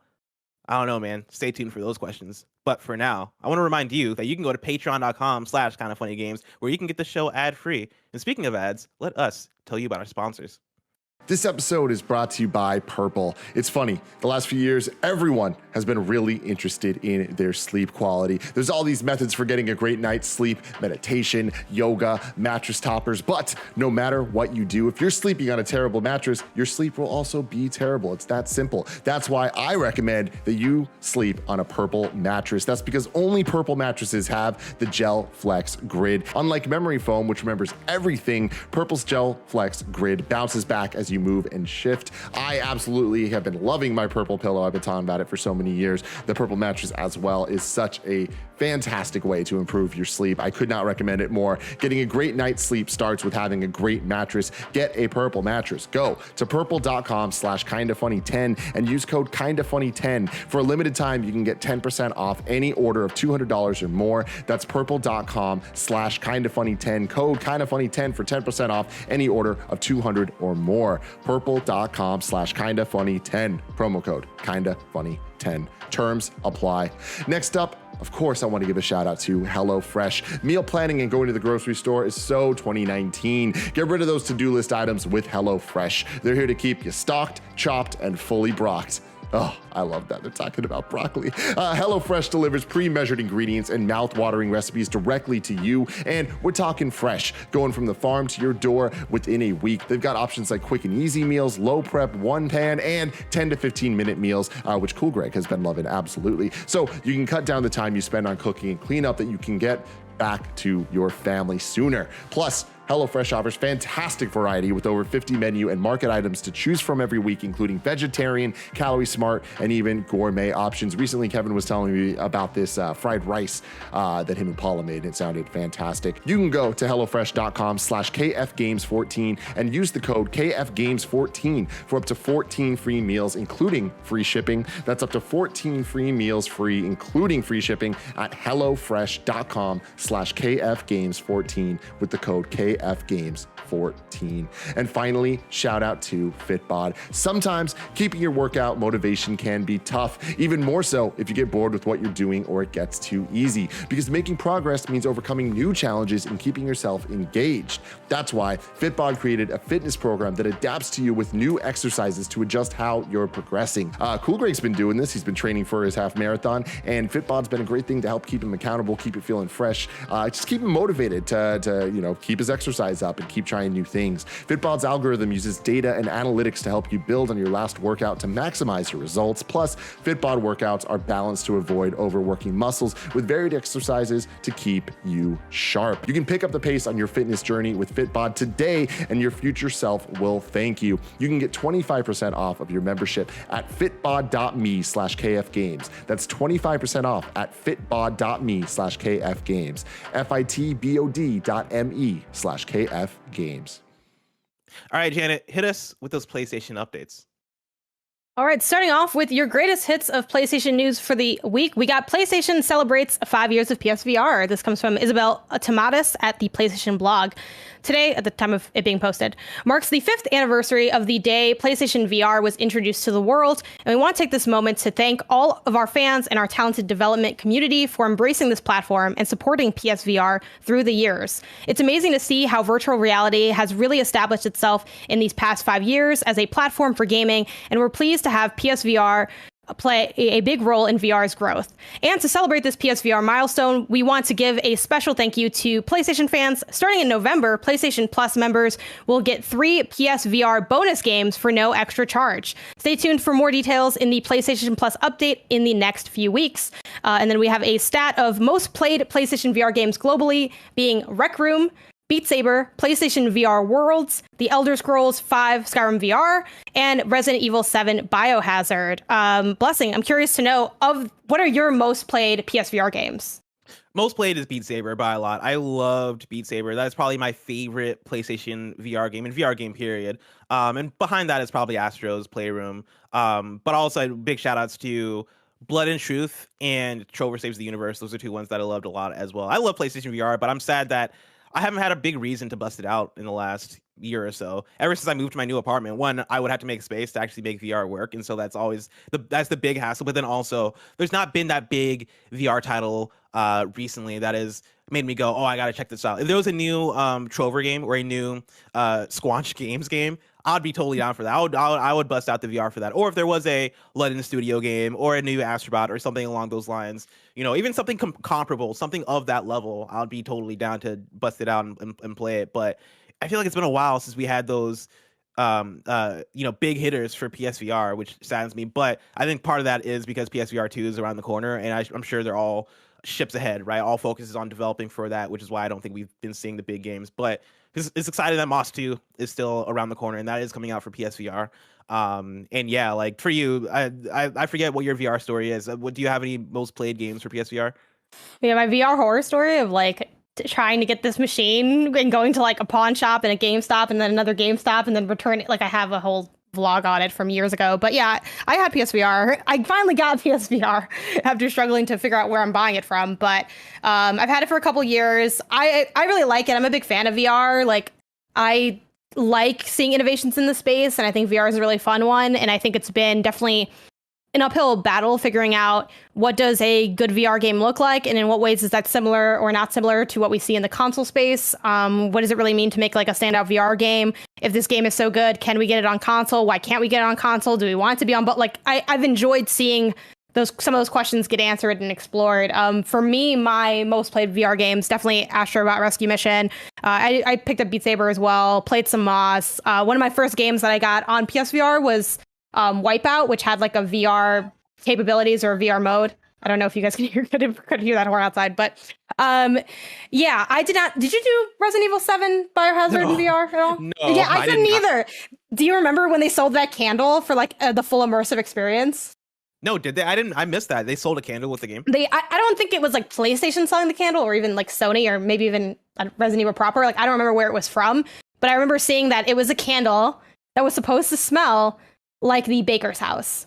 That is disgusting. Decaying. I hate decaying. That. I hate that so much. The idea was just Like you light the candle and you just put the headset on, and I was like, can you think of anything more? That sounds terrible. Vomit-inducing. I love the creativity there though, because I mean that is the sense that's missing, right? In PSVR, you're not getting the right smells, and so to recreate that, that's fucked up. I hate that. That is disgusting. Yeah, Roger so I didn't do any of that. The Resident Evil 4D candle, which is honestly a great name for it. Mm-hmm. That's gross. Yeah, no, it was. Yeah, did you get it? I'm kind of curious. No, I didn't get it. Hell no, okay. No. I saw it way after the fact. I'm so curious as to what it smells like, though. Like, what do you think that smell actually is? Because it's not like they can. Like, how do they capture that? It's like like a musk, like a wood, like a. I mean, I wouldn't want to guess, but like maybe they do look up what decaying like because if I'm thinking of the Baker House, right? The Baker House probably does smell like dead bodies and badly made food. And so if we're going off of that, I assume they find a way to replicate that smell.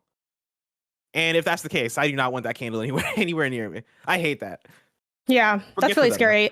Yes. Before we move on, I do want to ask if we're getting 3 PSVR bonus games. What games do you hope they are? Ooh, that's a good question. Tetris Effect. I think that'd be a cool one too. That's another one I played on PSVR that I really liked. Yeah, that was one that I actually played a lot of out of VR, and I think I tried only a few times in VR. And weirdly enough, I think I preferred the out of VR experience. I don't know why. What? No, you're what? No way. What? Love the VR. I am such a I push back on that so much. Obviously, you guys can play however you want to. I think it's a great game either way, but I find something so borderline religious about the experience of and I don't say it to be sacrilegious, but putting that on, and it hits so different to me. Like I really loved it in VR. I mean, I think it's still a fun game outside of VR, but I thought it was so cool. I think part of it too is I see that game as a relaxing, chilling game. It's hard to chill while you have a VR headset on. I'm trying to be in my Zen mood. I'm trying to be relaxed. I'm trying to be low effort. And I think the most high effort thing you can do is put on a VR headset. And so I think that kind of conflicted with that a little bit for me. And I also played it before. I played it on TV before I played it in VR. I feel like if I played it in VR as my first experience, that might have hit different. But because I had already gotten that, that first level when you go in and it's the dolphins and it's the I'm Yours Forever song and all, that experience I think is unreplicable. You cannot replicate that experience, and already having that experience outside of VR and then trying to have it again in VR, I don't think was as strong. My first time playing the game was in VR, and I went back and I didn't have a VR headset. I was at a friend's house and I went back and I was like, I'm going to play it on my computer. I could never do it again because I'm like, it is like a religious experience. I completely am with you, Janet. Like that game. Yeah, I'm like, like everyone who likes it in VR, and I know a few people that played in VR and I like it fine outside of it, but most people that I've talked to have that same reaction where it's like it changed me. Yeah. They're really passionate about it, but I'm religious now.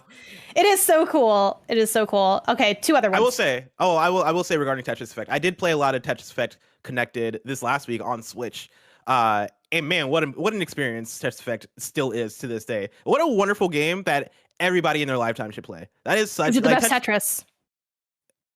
I mean, I'm not a big Tetris aficionado. It's my favorite. You didn't study Tetriology? Yeah, no, I couldn't tell you what all the different versions of Tetris, but out of the versions of Tetris I've played, it is my favorite version of Tetris for sure. And I guess that is between Tetris on the N64, which was the new Tetris. It's between that, the Game Boy Tetris, Tetris 99, and Tetris Effect, and the Ubisoft Tetris that's out on PS4 as well. I think those are probably all the versions that I can at least think of off the top. Did you play Puyo Puyo Tetris?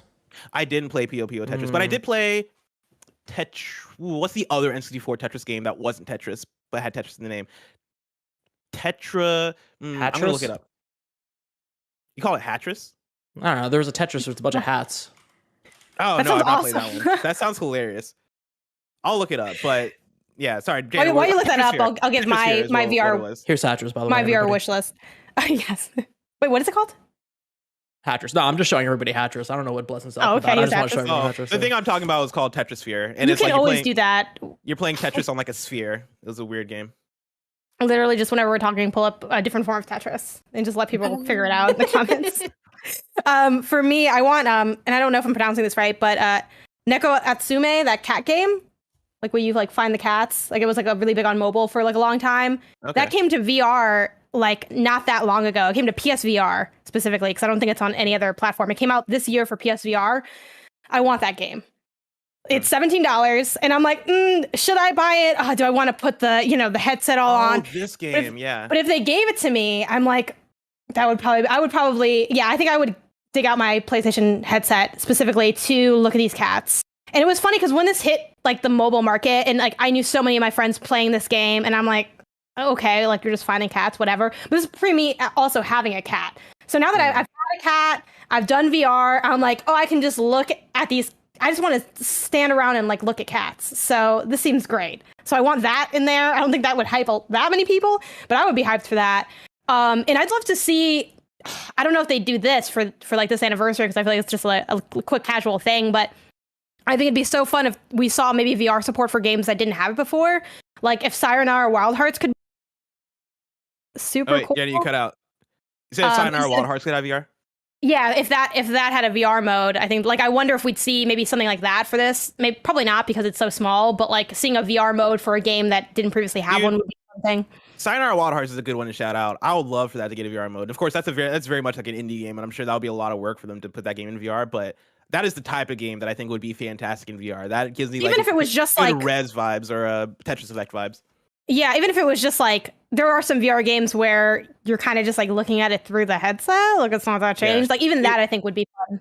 Another one too, Pistol Whip is a pretty good VR game. That is one that is very like Beat Saber, but you have two guns and you're like shooting things to a beat on rails, and that is one that people don't talk about as much as something like Beat Saber and the other major VR games, but I think them giving that game out for free would be a good bump in terms of the conversation around that one, because that is also a really good, really fun game.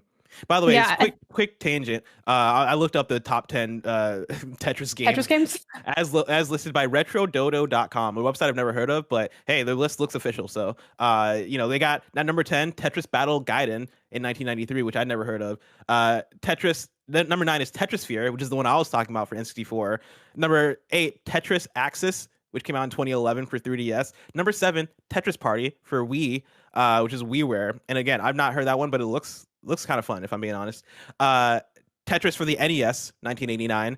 Number 5, Tetris for the Game Boy, 1989. At number 4, Tetris DS, 2006. At number 3, Puyo Puyo Tetris, which Roger brought up. And this make me want to try that one out, because I skipped that one. There's a lot going on during that Switch launch. I find it just hard to believe it's above the other two, but go on. Yeah. So there's that. And then number 2, Tetris Effect, 2018. And so number 199. The culture loves it.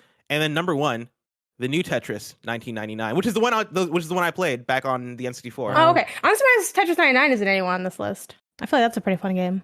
Yeah, it is interesting. This list was made in 2021, and so I mean, there's a lot of versions of Tetris. I think there's a lot of competition. Like, we know we left it off the list. That was done on purpose. Yeah. But yeah, I mean, I think that's just a testament to how many good Tetris games there are out there. I think for my last VR one, I mean, this isn't as exciting, I think, as some of the other games we listed, but I'd like maybe just something like the Climb 2. That recently got some attention because I think it barely came to Oculus this year, like Oculus Quest at least. I'm not sure if it's already on PSVR, so maybe that would need like a port or something if it's not already on there. But I really like stuff that's feels unique to VR, where it's like, or a way that you can kind of enjoy the sights and the spectacles that VR is. But yeah, it'll be nice to get some free stuff as we lead up to the next PSVR headset, which I'm very much looking forward to, because I don't really want to dig out my old one anymore. Especially when we have the PS5. It's like I have a really new thing and then a really, really old. Yeah. Also, did you get the adapter to even play your VR thing on the PS5? Adapter. Okay, I also got the adapter. No idea where I put it. And so it's like very unlabeled too. It's like just a dongle somewhere. I'm gonna see it one day, and I'm gonna go, what the fuck is this for? I've never seen this thing before in my life, and I'm gonna forget that that's my PSVR thing and probably donate it. Yeah, 1,000%. All right, let's talk about Elden Ring getting delayed. They sent out a tweet that says, important message. Elden Ring will release on February 25th, 2022, as the depth and strategic freedom of the game exceeded initial expectations. Thank you for your trust and patience. We look forward to seeing you experience the game in the closed network test in November, the Elden Ring team. And then let's pull in this question from Keenan Delaney. Did I say that right? Oh, you nailed it. Keenan. Yes, sure. Remember the first one. Forget all the tests. Says February is stacked. With the recent delay of Elden Ring, any games releasing in February could get delayed. I personally think Sifu, is it Sifu or Sifu? Sifu? I always call it Sifu. Sifu. That's probably wrong. Has a chance to get delayed, seeing as it's smack dab in the middle of Horizon and Elden Ring. Love the show and keep up the good work. And then as a reminder, we got February 4th, Dying Light 2, the 18th, Horizon Forbidden West, the 22nd, Destiny 2, The Witch Queen, the 22nd, The King of Fighters 15, to the 22nd, Sifu, the 25th, Saints Row, and the 25th, Elden Ring. Do you see some of these falling to the wayside? If I had to guess, I think or Saints choosing Row, to leave.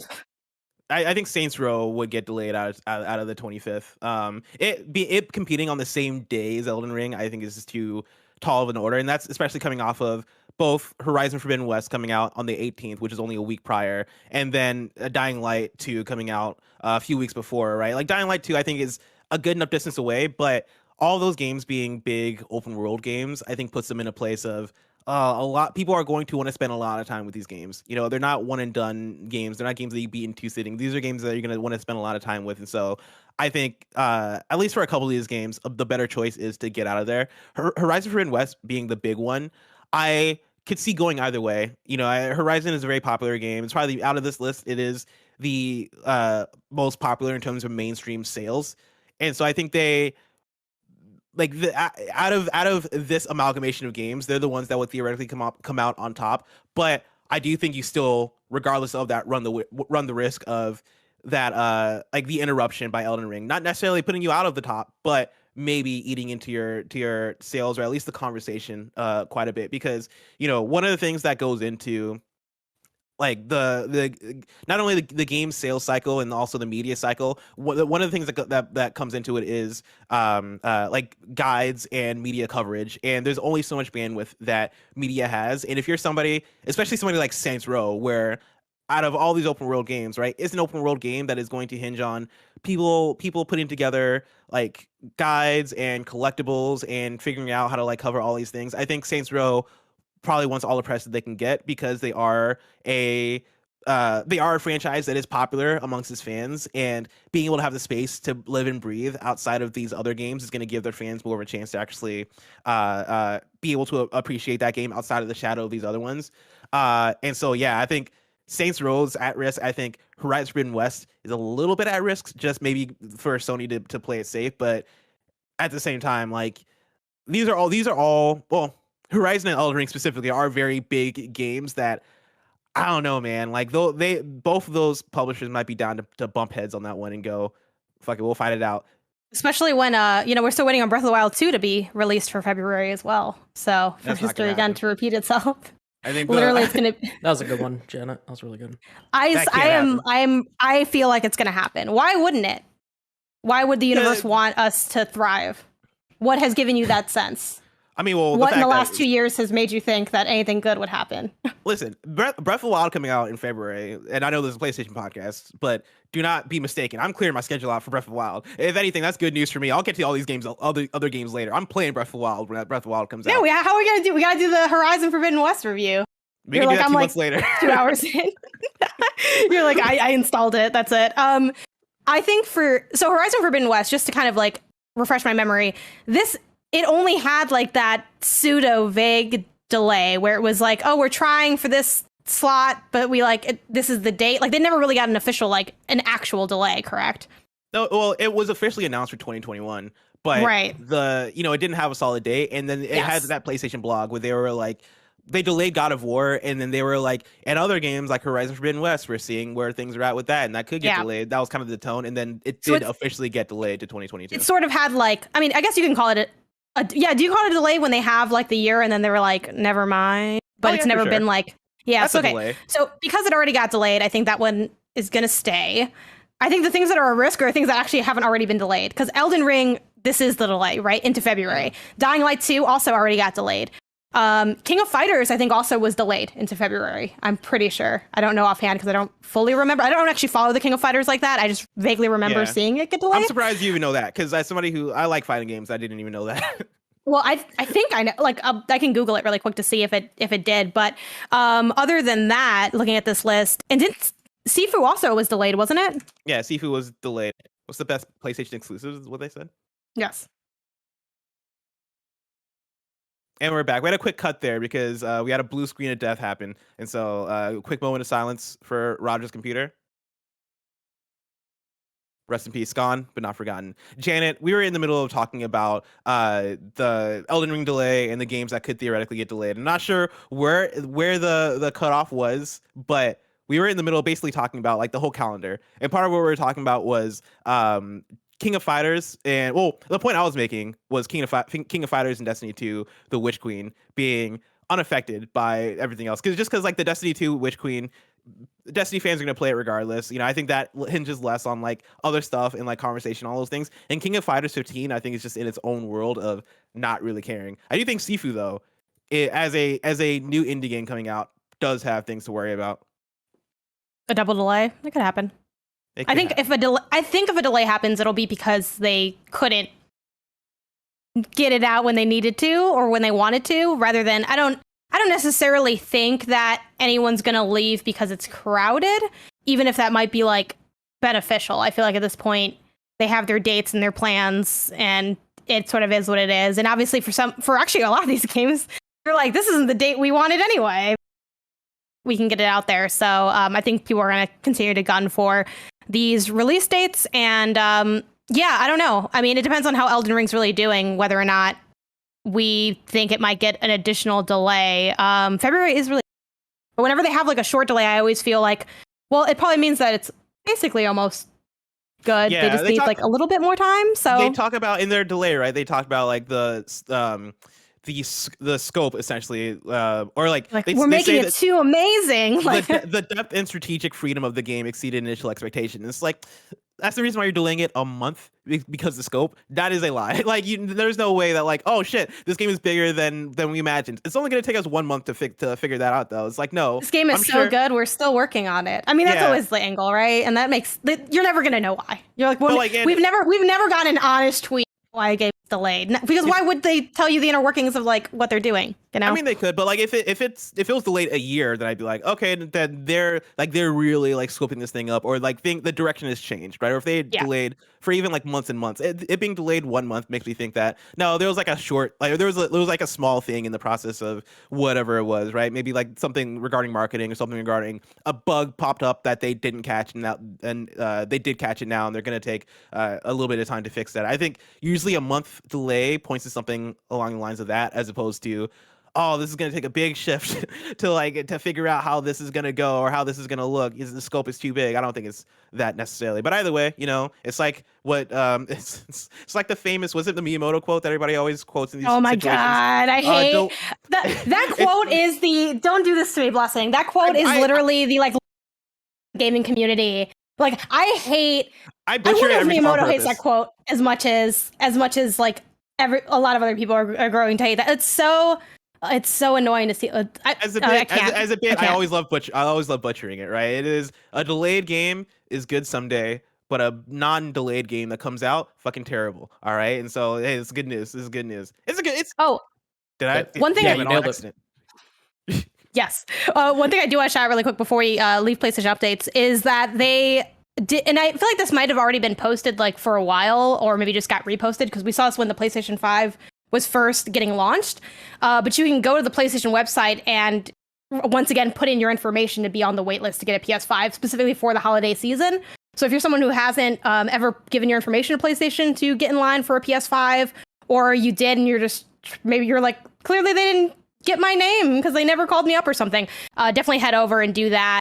I think it's specific to the US possibly, but check that out if you are looking to get in line virtually for a PS, or get your name in the raffle to be called up to buy one potentially.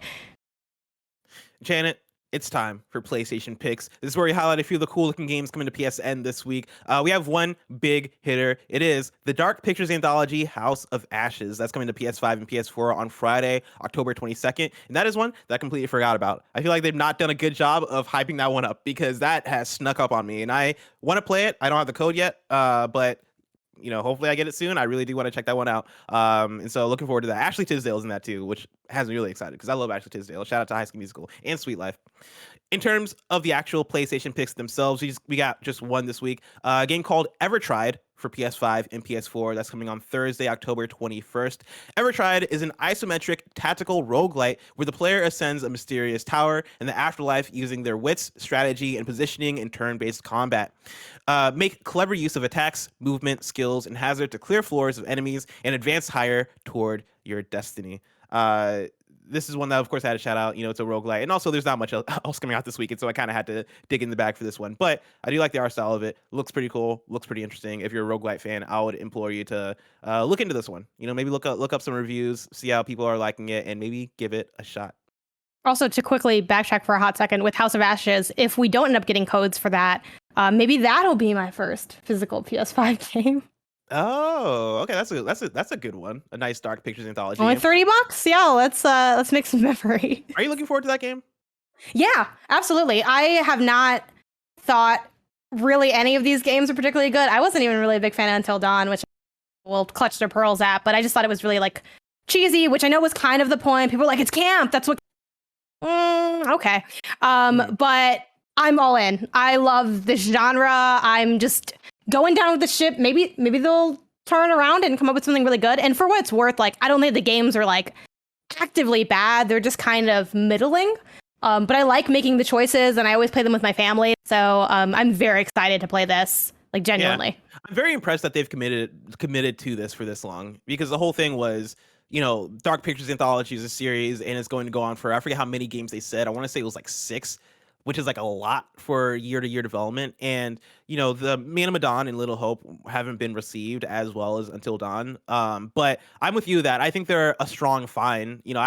I look forward to these games. Little Hope I had just beaten about a month or so ago, and I liked that game fine, and I'm looking forward to playing this next one. I'm similar to you, where I like these type of games. Even Erica, which came out years ago, was a game that by the time I finished it, I was like, this is a bad game, but I'd play it again.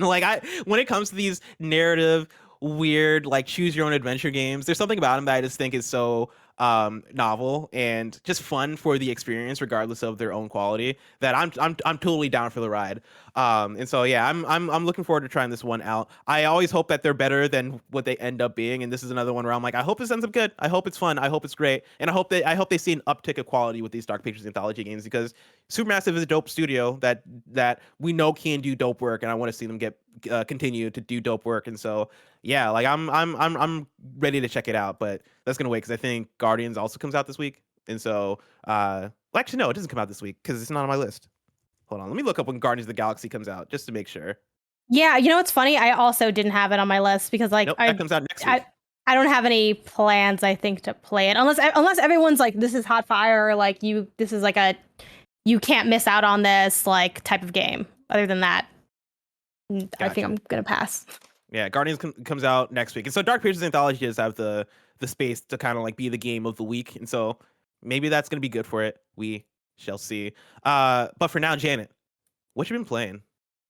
I've just mostly been playing Metroid Dread. I'm trying to think of where I'm at in PlayStation Limbo. I am gonna finish Far Cry, which I played a lot of that for our review that we did on Gamescast, and I didn't finish it because it's really long. And after, like, literally right after recording, back to Far Cry, and I poured in like another 6 or 8 hours, it feels like, and I'm still not done, but I'm gonna finish it. I just don't know when I'm next. Do I what? Do you want to finish it? Because it sounds like you're torturing yourself a little bit. Oh, that is so what? Like, you know what I mean? Like, I don't know. Maybe I feel like something that I've had to admit to myself quietly when, when I sit with myself at the end of a day and I light my disgusting Baker family candle and I'm with my thoughts, I have to admit that I am about finishing games. I am almost as bad when it comes to finishing games as Greg is with trophies. I'm not quite that toxic because I won't like play a game that is bad just because it's short, just to say I finished it. But I really get a lot of satisfaction for rolling credits on a game. And I've liked it enough that I think I've liked it enough and I've put enough time into it that I'm like, let's just see this through. And it's one of those things too, where I know that if I stop now and I don't come back, maybe I'll never come back. Like, I have games like that too, where like, I'm at the final boss or I'm in the last section. Like, I don't want that to be this game. And I feel like I've poured in who knows how many hours at this point. It has to at least be 30, maybe more. I don't want to have spent 30 hours in Far Cry to not have finished it. Like that just would be so bad. Like I don't know, dude. Couldn't deal with that reality. You're better than me because there are multiple games I can think of where I would get to the final boss, and the final boss. It's always the thing of the final boss just has a big difficulty uptick, and it's like, all right, it's not worth it. I'm not finishing this game because I'm not going to suffer through this final boss. Like I do that from time to time, and it's always like that thing of I've grown to not care. If I'm not enjoying a thing, I'm like, I'm putting it away. But I also do respect the idea of, no, I got to finish this thing because I made it this far. I'm going to reach the end because there is a satisfaction, I think, in rolling credits. And so I totally get that. After that, I think I'm gonna do something that's like light and fun. I think I'm gonna finally play Toem because I've had a code for that for a while. I just have not had time to play it. That's a pretty short game. I know Greg really liked it. I know a lot of people that really like that game. So I think that'll be a fun, chill time because I've had like, even though the fall, this year's definitely not as crazy as like next year is shaping out to be or other years have been. It's more of a down year in gaming, which again is not to say that there's no good games out. It's just that it's less busy. It's no February 2022, but I've had like kind of a busy month. So I'm like, I think it'd be good to just kick back and like sort of just enjoy something chill. So I think that'll be next on my docket. And then I promise y'all, I'm going to finish Ratchet and Clank. I know I'm going to do it. Please don't let me get to the end of this year not having finished this game. Like I really want to finish it, but because I got to see where it lands on my top 10 or if it's on my top 10. Just admit to yourself you don't like Ratchet and Clank Rift Apart. Just admit it to yourself.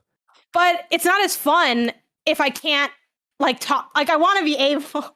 I want to be able to talk about it. Yes.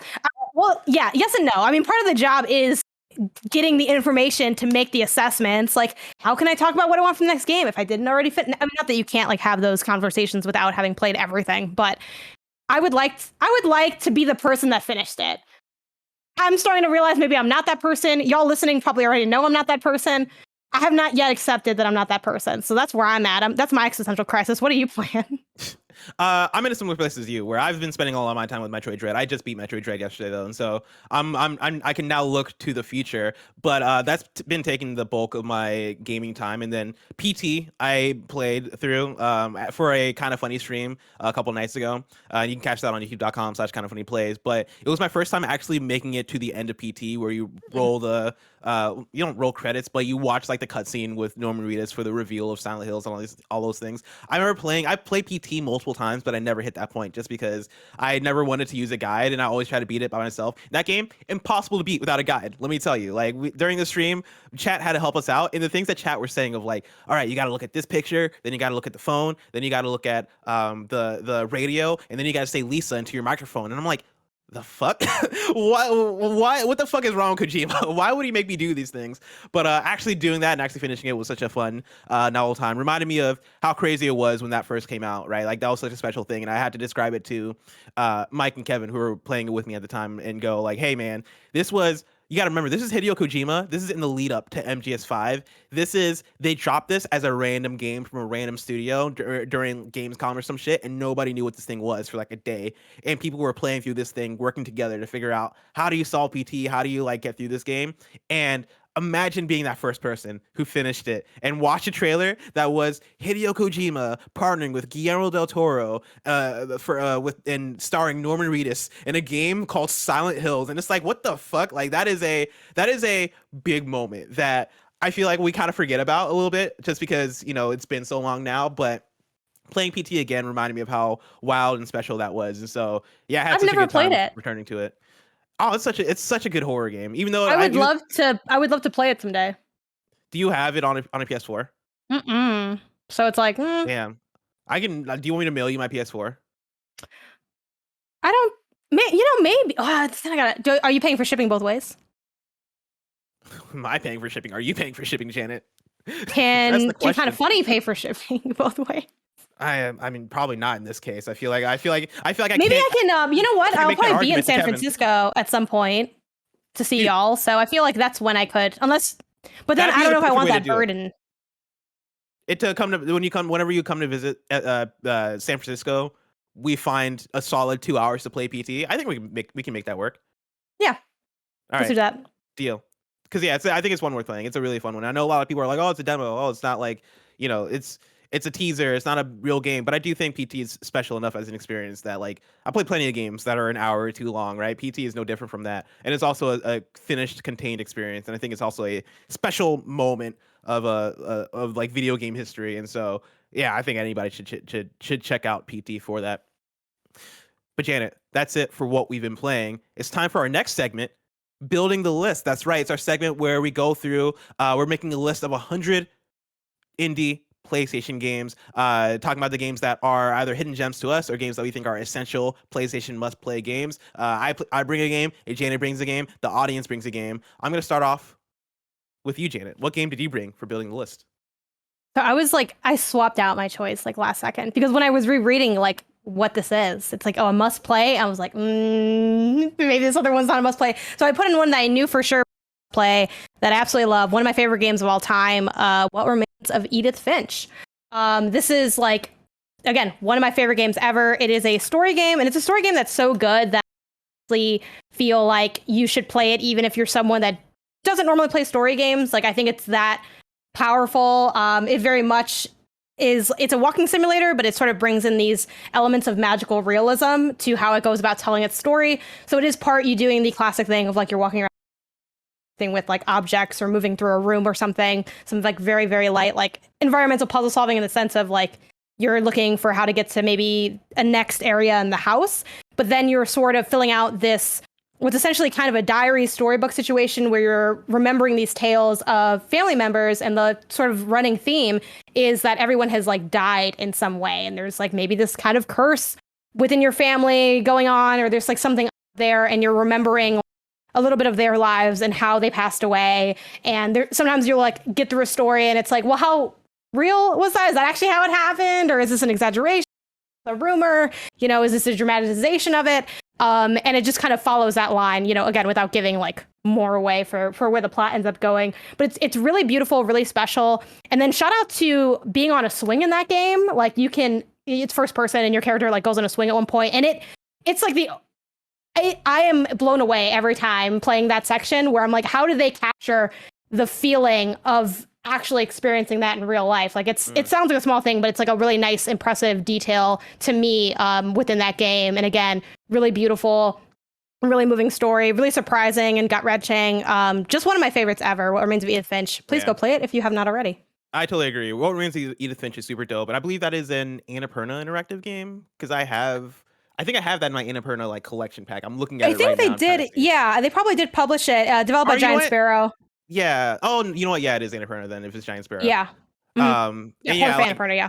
Yeah, and like I think it is such a good, when you talk about walking sims, right? I think the first game that comes to mind is Gone Home usually because that was my first walking sim, and I think What Remains feels like a good evolution on, oh, this is the next step. Like it feels like Gone Home, but with a lot more like different creative elements thrown in there to really like make the story feel expansive and shine even more, right? Like off the stepping stone to something like Gone Home. And so I love it for that too. Janet, I'm gonna ask you to do me a favor. Your microphone keeps doing the thing where it cuts out. If you can try to leave and come back again and see if that fixes it. Sure. As you do that, I'll talk about my game that I'm introducing to the list, which is Disco Elysium Final Cut, which I played earlier this year. Of course, the Final Cut came out on PS4 and 5 early 2021, and I fell in love with that game. I think the game is totally incredible. I think the narrative aspects of it, specifically, like to back up a bit, right? Like it's a CRPG, classic RPG, top down. You are pointing and clicking and going through all these dialogue trees and all these things. The way that the game commits into being what it is and being a game that is 98% dialogue focused and driven, and really like going all the way in terms of exploring not only different characters, but exploring the inner workings of your character's mind is unlike anything I've experienced in a video game. I think it is so creative and so well done and well written. And reading and listening to the dialogue feels like I'm listening to poetry. It feels like I'm listening to prose in the way that it is written. And it is it took me like 30 hours to beat, and throughout that whole course of the game feels written like it is a pristine poem, and I totally love the game for that, and let alone its moments and a lot of the ways that it tackles characterization and its politics of the world, and how it goes about laying out this world, which is different from the real world, but similar in a lot of elements, especially when you talk about the social aspects and the political aspects of the game. I think all that stuff is handled so beautifully, and it is such a great detective story. And so Disco Elysium, again, my submission for building the list. Of course, you can write it at patreon.com/kindoffunnygames, where you can get in your submission, just like Tom Blackburn did. Tom writes in and says, Deadlight. The game is a straightforward side-scrolling action platformer with zombies from Tequila Works. I picked Deadlight because it is a great first step into indie games for people who are put off by other indie games. There's no pixelated art styles or kooky humor or meta commentaries. It's just like a AAA zombie game that's so unfolded down to a 2.5D side-scroller. It has the Sony first-party feel with an emotional and dark story too. Deadlight is one that I hadn't heard of until it was submitted, and I looked it up and I was like, this game looks cool. It's a really cool looking zombie game. And so thank you for your submission, Tom. That is 8 submissions right now out of the 100 we're going for. Right now, our list looks like Superliminal, The Witness, A Short Hike, Undertale, Moonlighter, What Remains of Edith Finch, Disco Elysium, The Final Cut, and Deadlight. Janet, before we go, we have one more segment we're going to do. Hashtag PS I love photo mode. A few weeks ago, I put out the call for you guys to submit your photo modes of Kena, Bridge of Spirits. I have a couple of runner-ups and a winner. I'm going to start off with the first runner-up, which comes from @I'mRoyank on Twitter, who submits theirs, and it is a really cool. And Roger, if you're able to pull these up, that'd be fantastic. It's a picture of I forget what this one's called. Is it the Hunter? Janet, do you remember what this boss is called? I'm looking at it now. That sounds right. It's either the Hunter or another one. There's definitely this is in that trio of bosses that have kind of like a there's like maybe a it's not the Hunter because I feel like where they're oh, isn't that is this the one boss that happened to be over really quick and was weirdly easy because it's outside that little temple? Yes. Yeah. Anyway, I don't know their name, but yes, if you know, you know. If you know, you know. It might be the warrior, but it was one of the boss fights that I really enjoyed out of the game. And they have a really good shot of the boss here, right, standing face to face with the camera, holding their weapon to the side, and the purple glow off the weapon. I think is super cool. Really cool shot of the boss in the spirit. Next runner-up comes from Speedy99, who has a really cool shot of Kena in front of a kind of a sepia tone, orange-ish background. She's facing toward it, and it's like a good like a shadow silhouette shot. Everything in the foreground is shadowed out. Meanwhile, the background is really bright. And I believe that is is that the top of the mountain that's shooting out light? I can't tell in the way that it's positioned, but either way, it's a really beautiful looking photo. Really good screenshot. Last one we got is from, I have way too many tabs open. I'm searching all my tabs to find the PS Lovey. Last one is from Justin H, who submits theirs, and it is a portrait shot, which I love. You always know I love. Nice vertical moment. Yeah, a nice vertical shot. It is Kena again looking toward the horizon, and you see a lot of trees in the background. You see the sun shining. You see the sky, clear skies, and the way that the sunlight peers through the trees and peers through the shot is really good. And Kena in the foreground is blurred out a little bit to give focus onto the background and specifically the trees. And it is a gorgeous shot. It is a gorgeous shot. Shout out to Justin H. You are the winner for this week's PS Love #PS Love photo mode. Absolutely love this one. Janet, what is your pick for #PS Love photo mode this week? Yeah, I was trying to think of what people would be playing around this time, and I'm gonna go with Death Stranding Director's Cut, which came out not too long ago. It doesn't need to be the Director's Cut, if you didn't get that version, but maybe just Death Stranding in general. Bonus points if it's from the Director's Cut sections.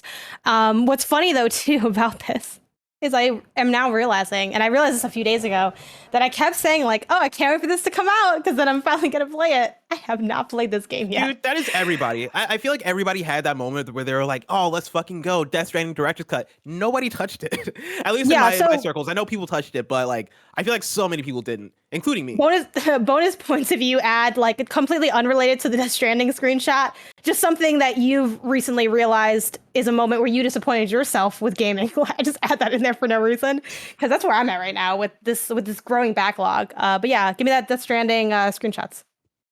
Hell yeah. Before we go, Janet, where can people find your work? But you can follow me across the internet under the handle Game Onysus. It's Game ONYSUS on Twitter, Twitch, TikTok, YouTube, everywhere. Hell yeah. Get that hashtag PSLove photo mode in for Death Stranding Director's Cut. Remember, this has been PS Love You XOXO, your PlayStation podcast. Each and every week, we join you to talk about the hottest topics in PlayStation. We've got a Patreon post show for those that are subbed at the silver level of patreon.com/kindoffunnygames. So stick around for that. Otherwise, until next time, it's been our pleasure to serve you.